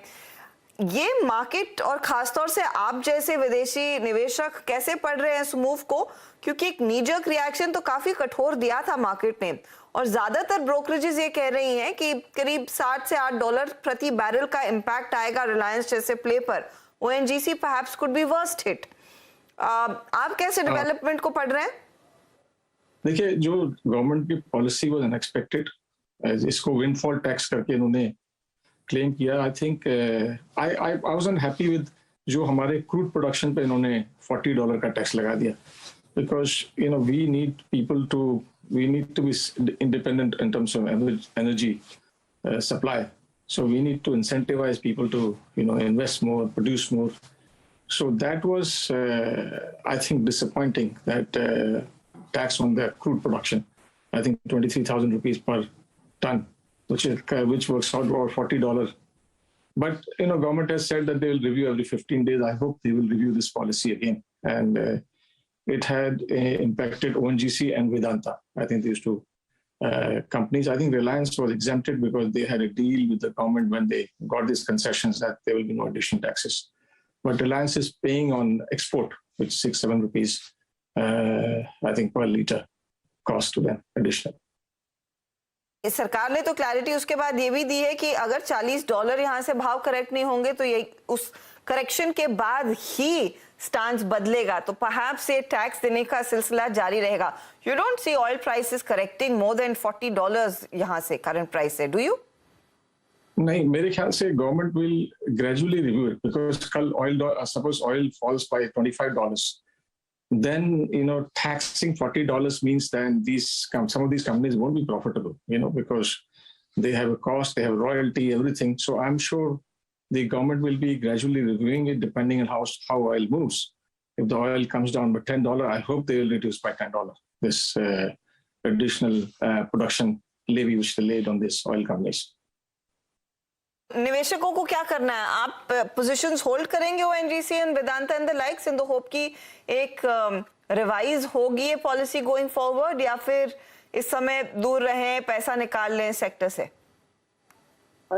I personally feel this policy wasn't very good, because windfall tax on oil production. Of course, these companies are making extra money because oil prices are high.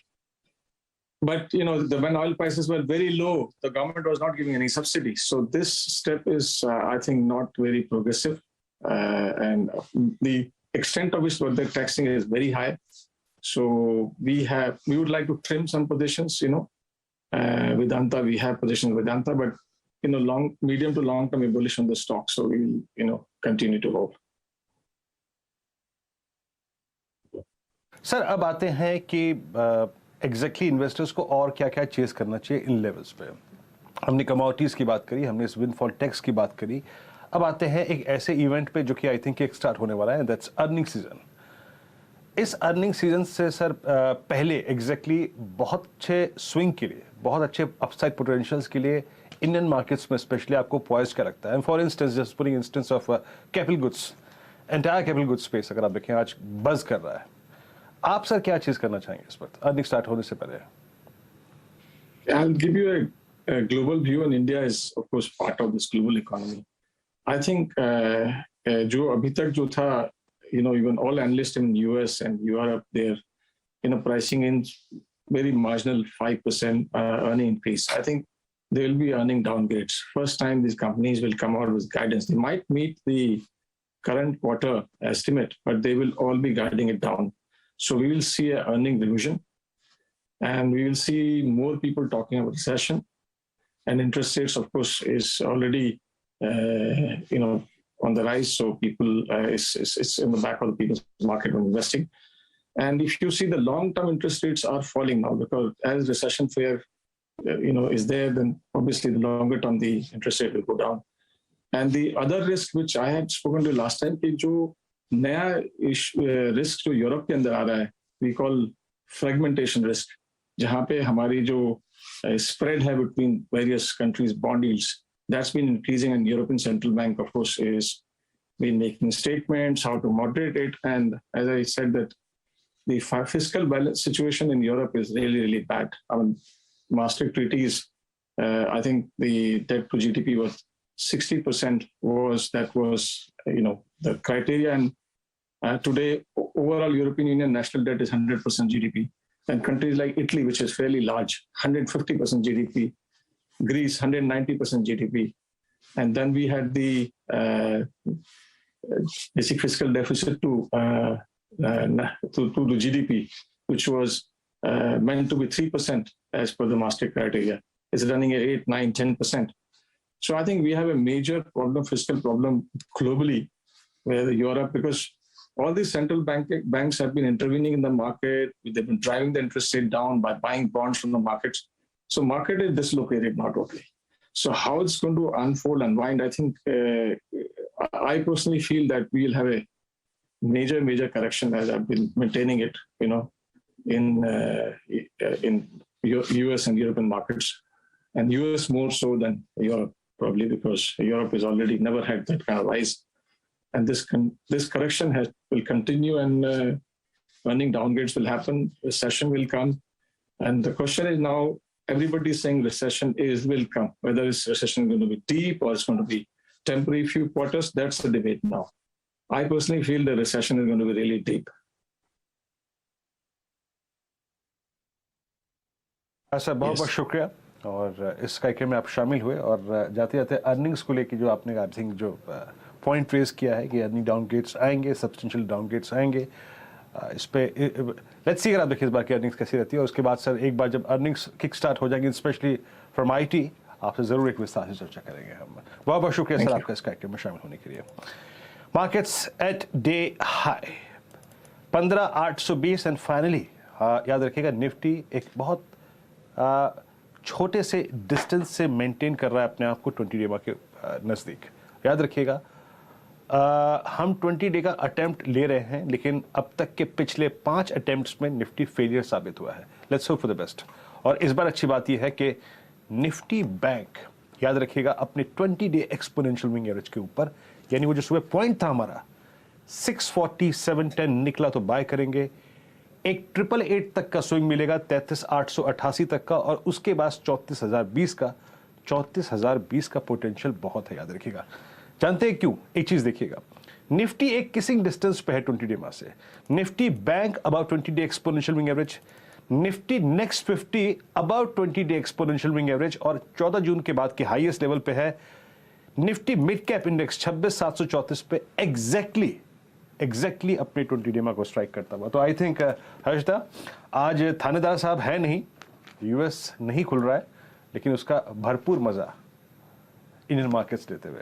और आपको याद होगा जब इस कार्यक्रम को हमने शुरू किया था तो यही जिक्र किया था कि 15,800 तक पहुंचेगा या नहीं।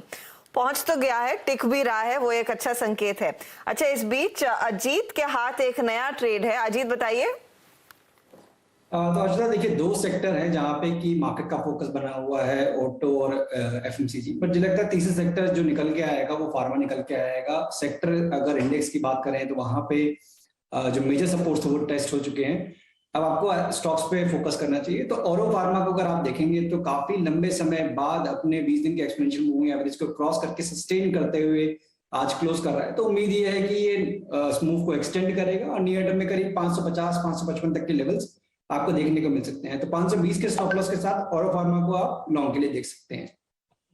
520 का स्टॉप लॉस रहेगा और तेजी का ट्रेड लेकर चलना है ऑरो फार्मा में। ऑरो फार्मा आज करीब 1.5% ऊपर।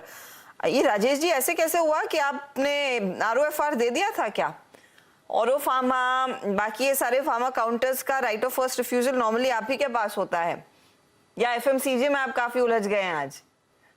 हाँ, लगता है तो वैसे पूरा ध्यान एफएमसीजी पे है, तो फार्मा थोड़ा मिस हो गया है। गुजारिश है कोई ट्रेड्स दिखे इस समय तो बताइएगा, इशारा कीजिएगा, हम आएंगे। अच्छा, रचना जी के पास है, बताइए रचना जी।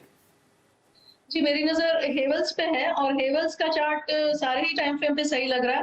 अच्छे खासे बेस बिल्डिंग के बाद ये टर्न शुरू हुआ है after a good fall and a good base.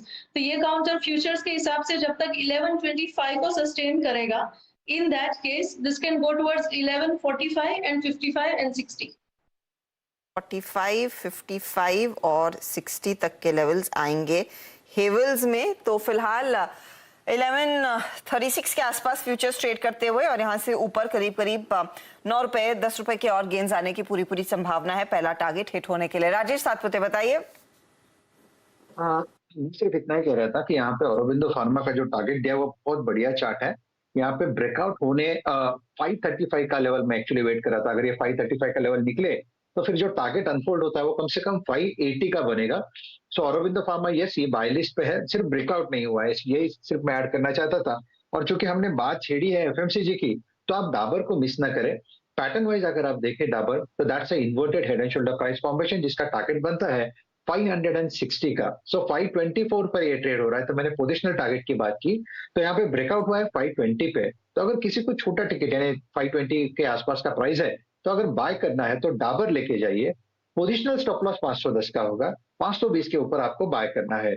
पहला टारगेट होगा 545 का, वो निकले तो फिर 565 570 का रेंज यहाँ पे अनफोल्ड होगा। सो डाबर ये नेक्स्ट पिक रहेगा। एफएमसीजी ट्रेड आता हुआ 545 के लिए डाबर में मौका, 545 क्रॉस करेगा तो 565-70 तक के लेवल्स भी देखने को मिलेंगे।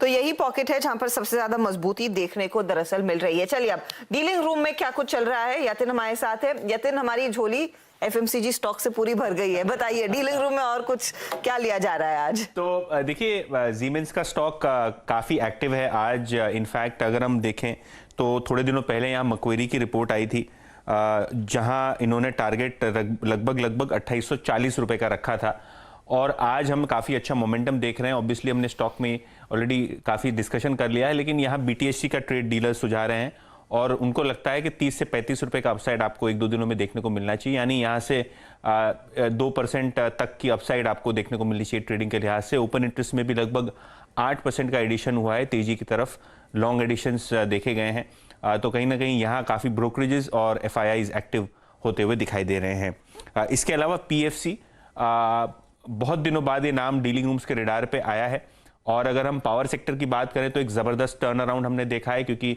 जो समर पीरियड का पावर डिमांड था वो काफ़ी अच्छा था, काफ़ी अच्छा रिवाइवल भी आपने काफ़ी सारी कैपेसिटीज़ का होता हुआ दिखाई दिया है।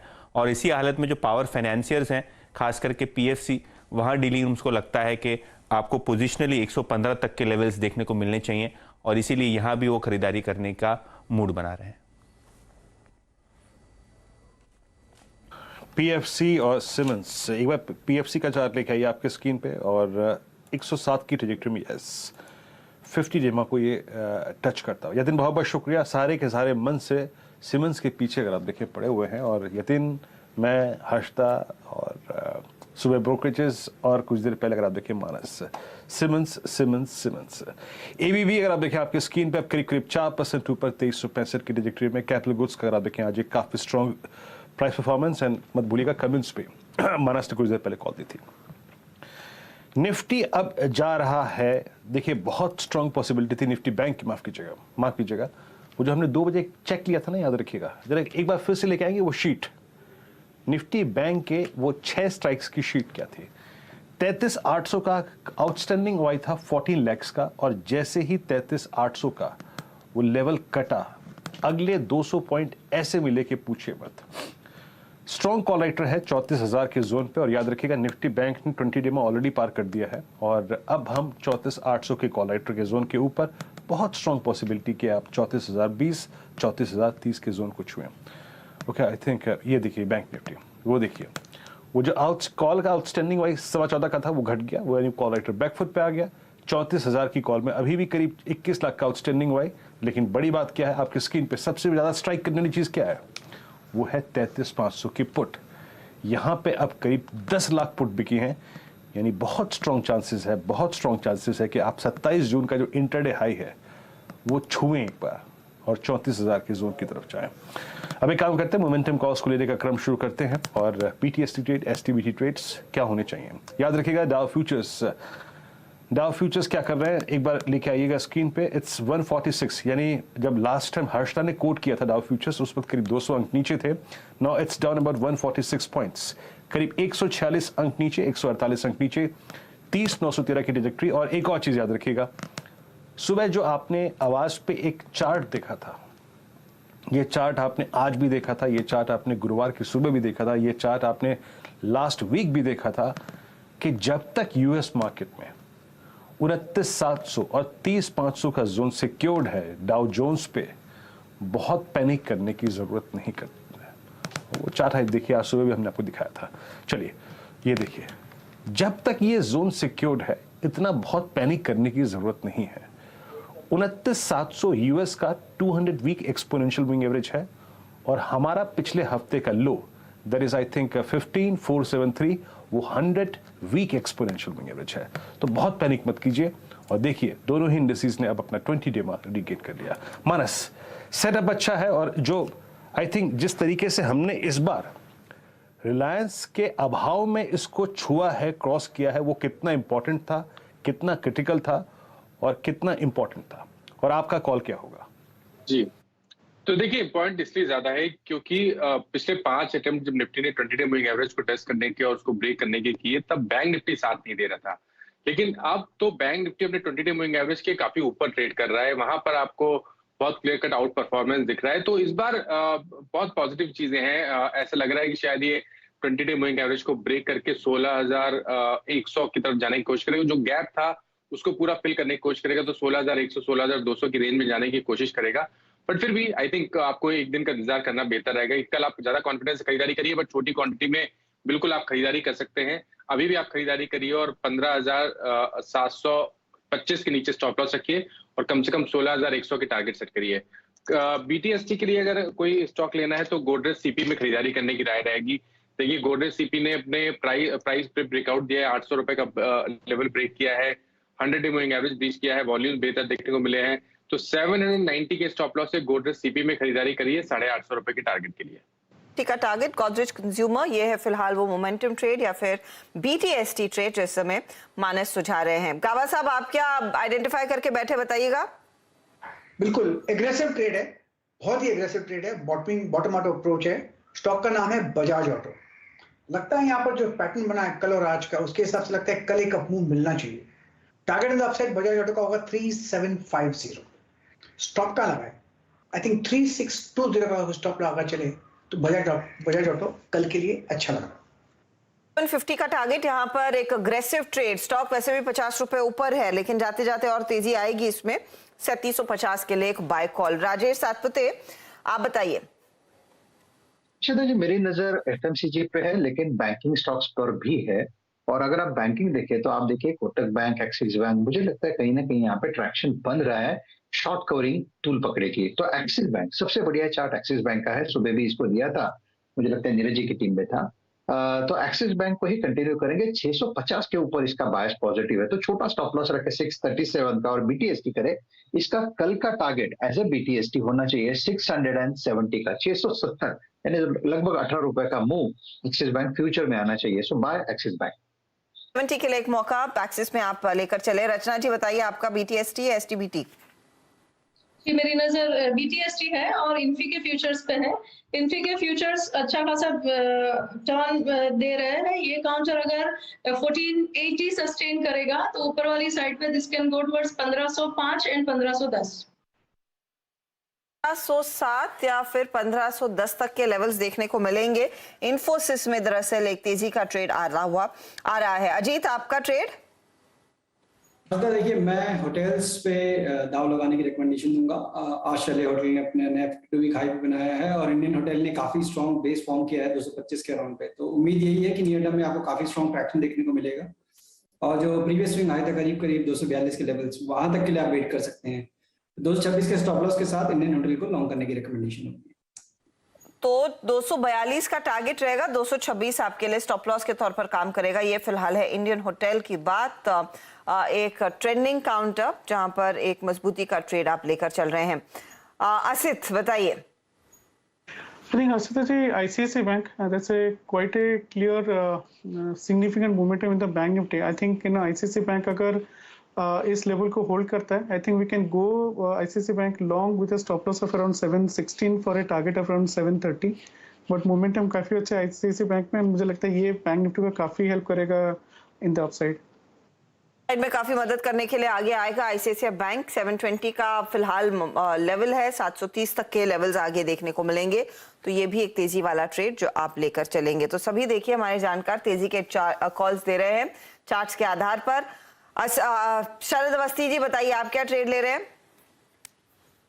भारत डायनामिक्स काफी करेक्ट हो गया। हमें लगता है अगले साल की अर्निंग लगभग 30-32 रुपए के आसपास रहनी चाहिए। तो 25 टाइम भी ट्रेड करता है तो 800 रुपए के लक्ष्य के हिसाब से भारत डायनामिक्स अच्छा लगता है इन वैल्यूएशन के टारगेट के लिए। BDL में एक तेजी का मौका बनता हुआ दिखाई दे रहा है।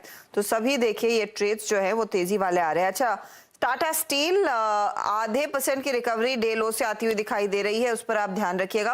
अभी भी आपको 2% नीचे दिखेगा, लेकिन थोड़ी से लेवल्स रिट्रेस हो रहे हैं। मारुति का जिक्र हमने किया था, वो पॉजिटिव टेरिटरी में। UPL देखिएगा 1.5% ऊपर आ चुका है। आयशर मोटर्स अब पॉजिटिव टेरिटरी में आता हुआ। तो ये कुछ काउंटर्स हैं जिनमें पिछले आधे घंटे में या फिर 10-15 मिनटों में निचले लेवल से खरीदारी होती हुई दिखाई जरूर दे रही है। फ्यूचर्स के कुछ ट्रेड्स, अच्छा अवस्थी जी ने प्रताप स्नैक्स दिया था और प्रताप स्नैक्स को कंपनी देने के लिए UBL USL भी ट्रेड करते हुए दिखाई दे रहे हैं तेजी में। यूनाइटेड ब्रूरीज स्पेसिफिकली 3% ऊपर। यहाँ पर OI एडिशन करीब 88,000 शेयरों का होता हुआ दिखाई दे रहा है। USL में प्राइस एक्शन 1% तक सीमित है, लेकिन OI ज्यादा बिल्ड होता हुआ दिखाई दिया है। मानस, दोनों में से अगर एक ट्रेड लेना होगा तो वो क्या रहेगा?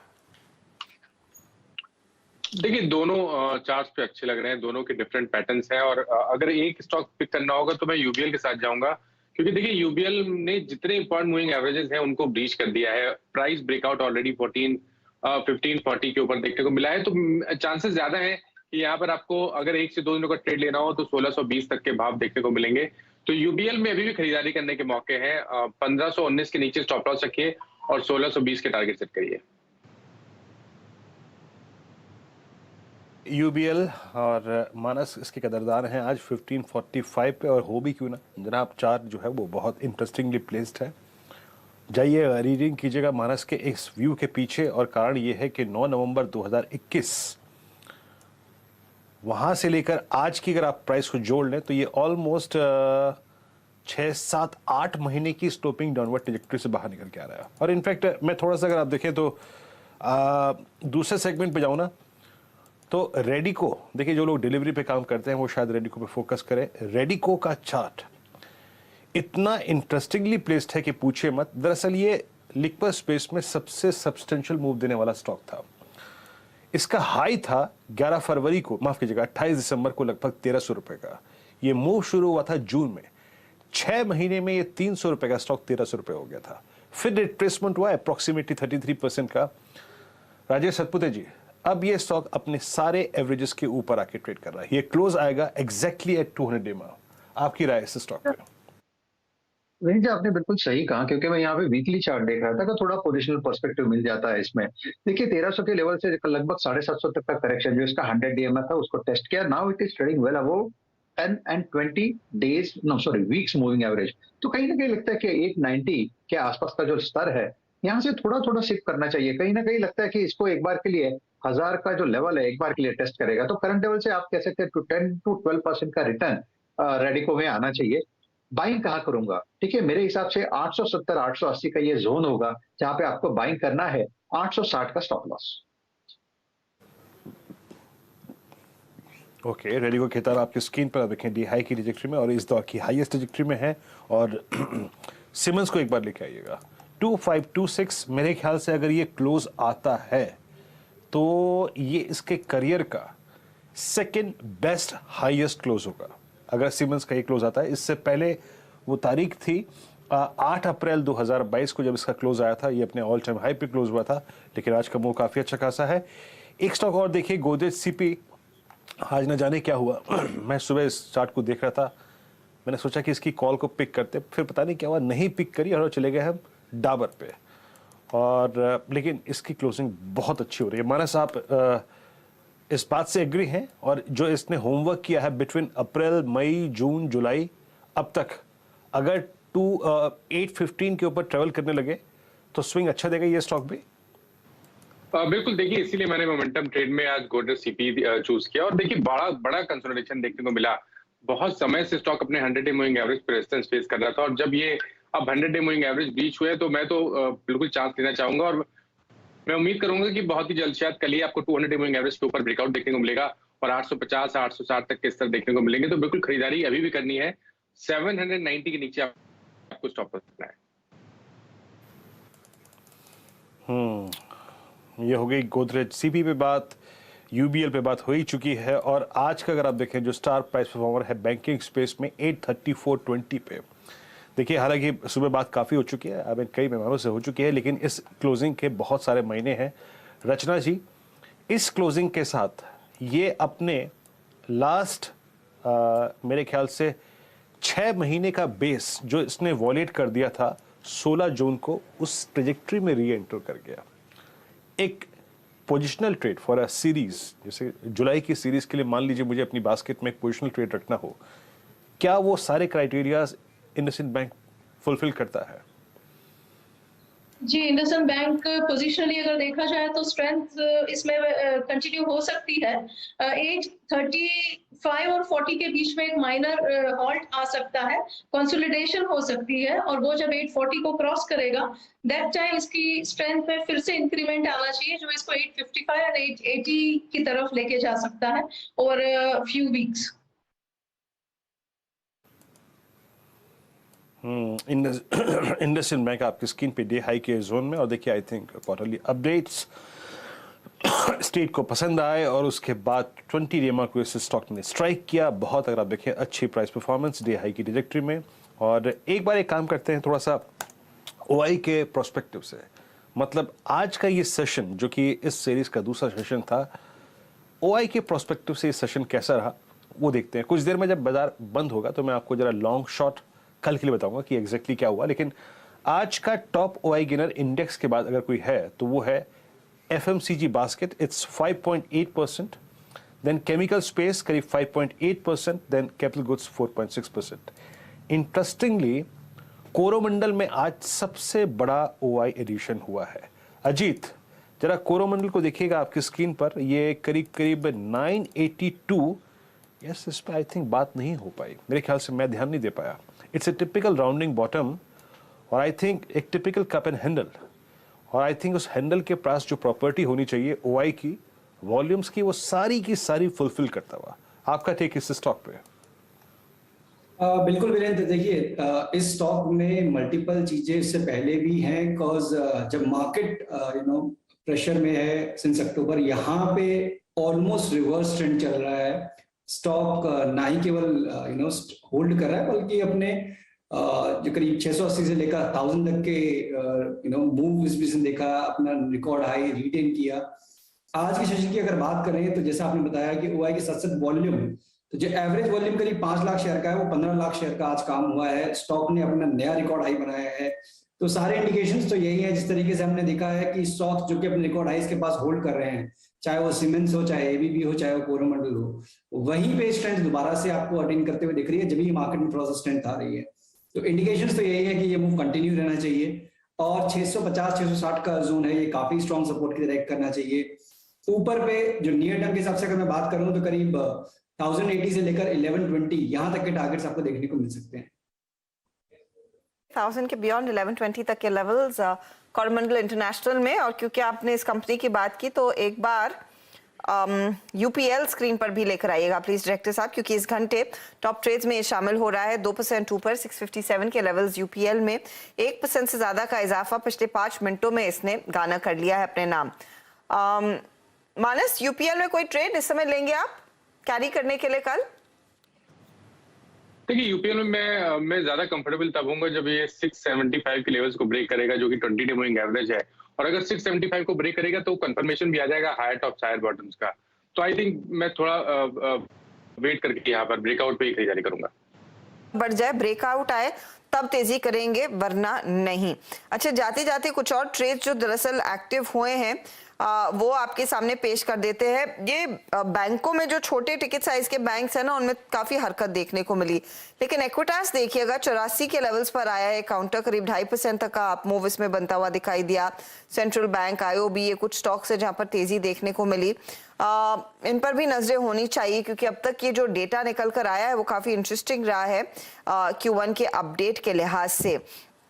वेदांत फैशंस में थोड़ा सा मोमेंटम है, 1001 का टारगेट। गावा साहब ट्रैक करते हैं कि आप वेदांत फैशन 3% ऊपर आज और काफी अच्छा वॉल्यूम एक्शन। वेल वेदांत ये जो 41 रुपीस का है, नहीं सर, 1001 का प्राइस है वेदांत फैशन। नहीं, I think I skip it. हाँ, रहने दीजिए, फिर नहीं मिल रहा है तो ठीक है। 2% का वॉल्यूम यहाँ पर, 2 गुना का वॉल्यूम यहाँ पर देखने को मिला है, इसीलिए इस स्टॉक पर मेरी नजर गई। अच्छा, न्यू इंडिया एश्योरेंस में आपकी नजर होनी चाहिए, यहाँ पर भी 82 के लेवल्स पर थोड़ा सा ट्रैक्शन बनता हुआ दिखाई दिया।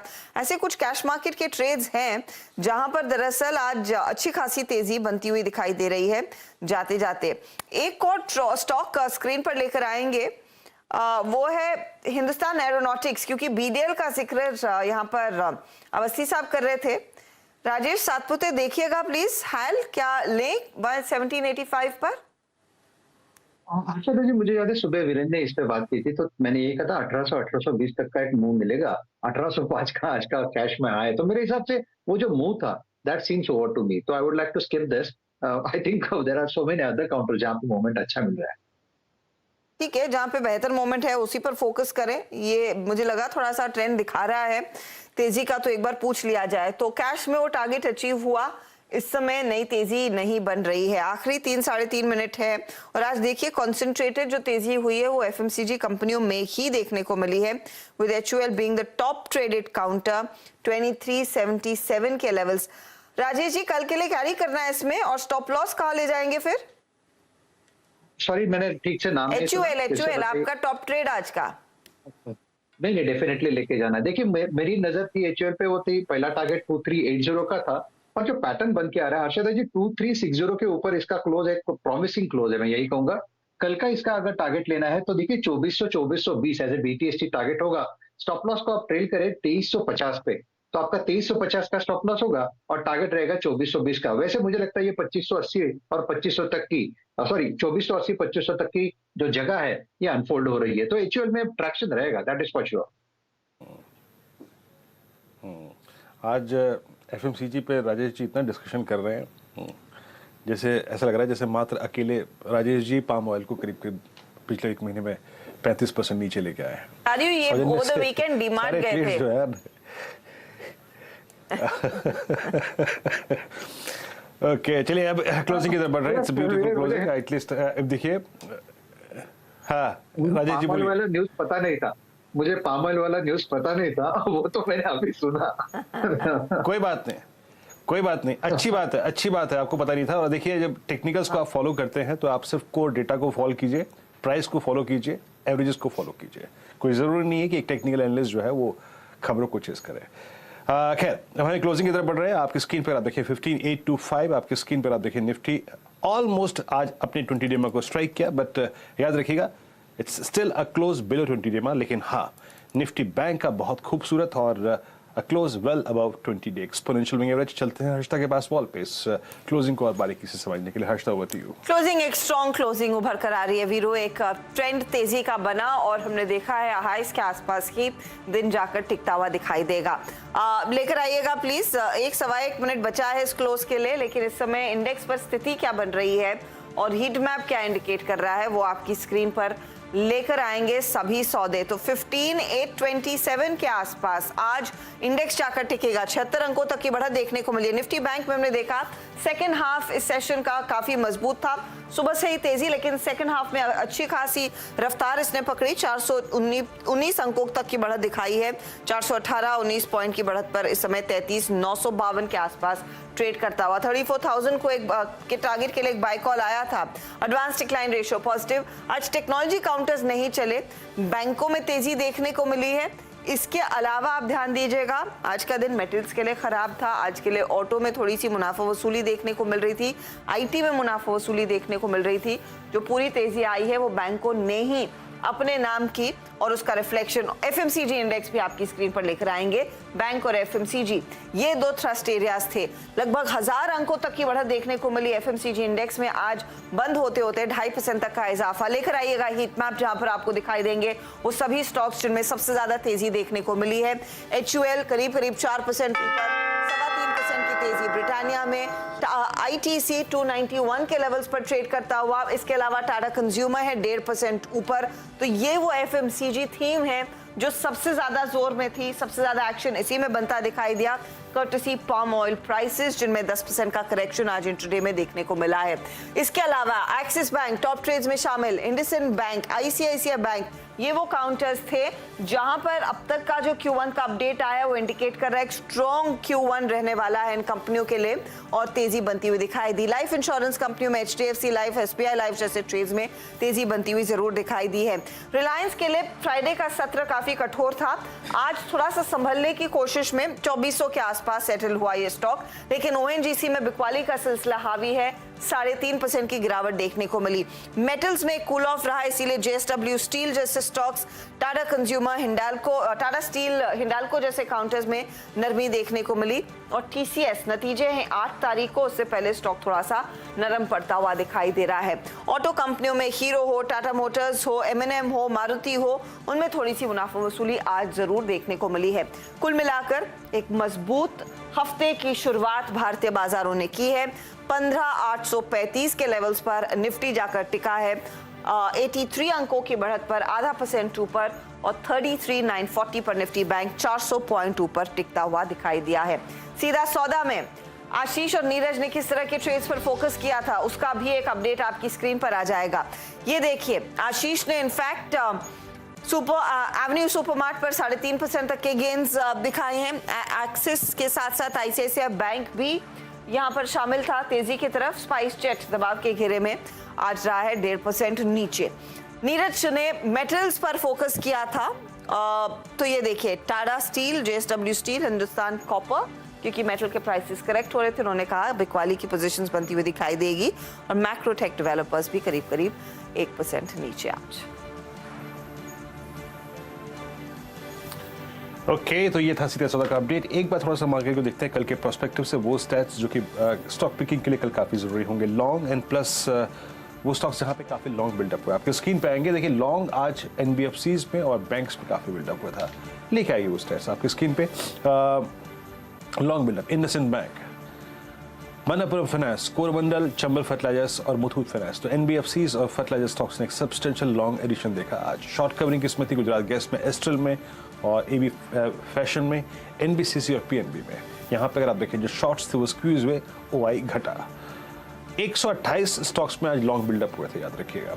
और शॉर्ट जो बिल्डअप हुआ आज वो देखिए कहाँ पर हुआ है।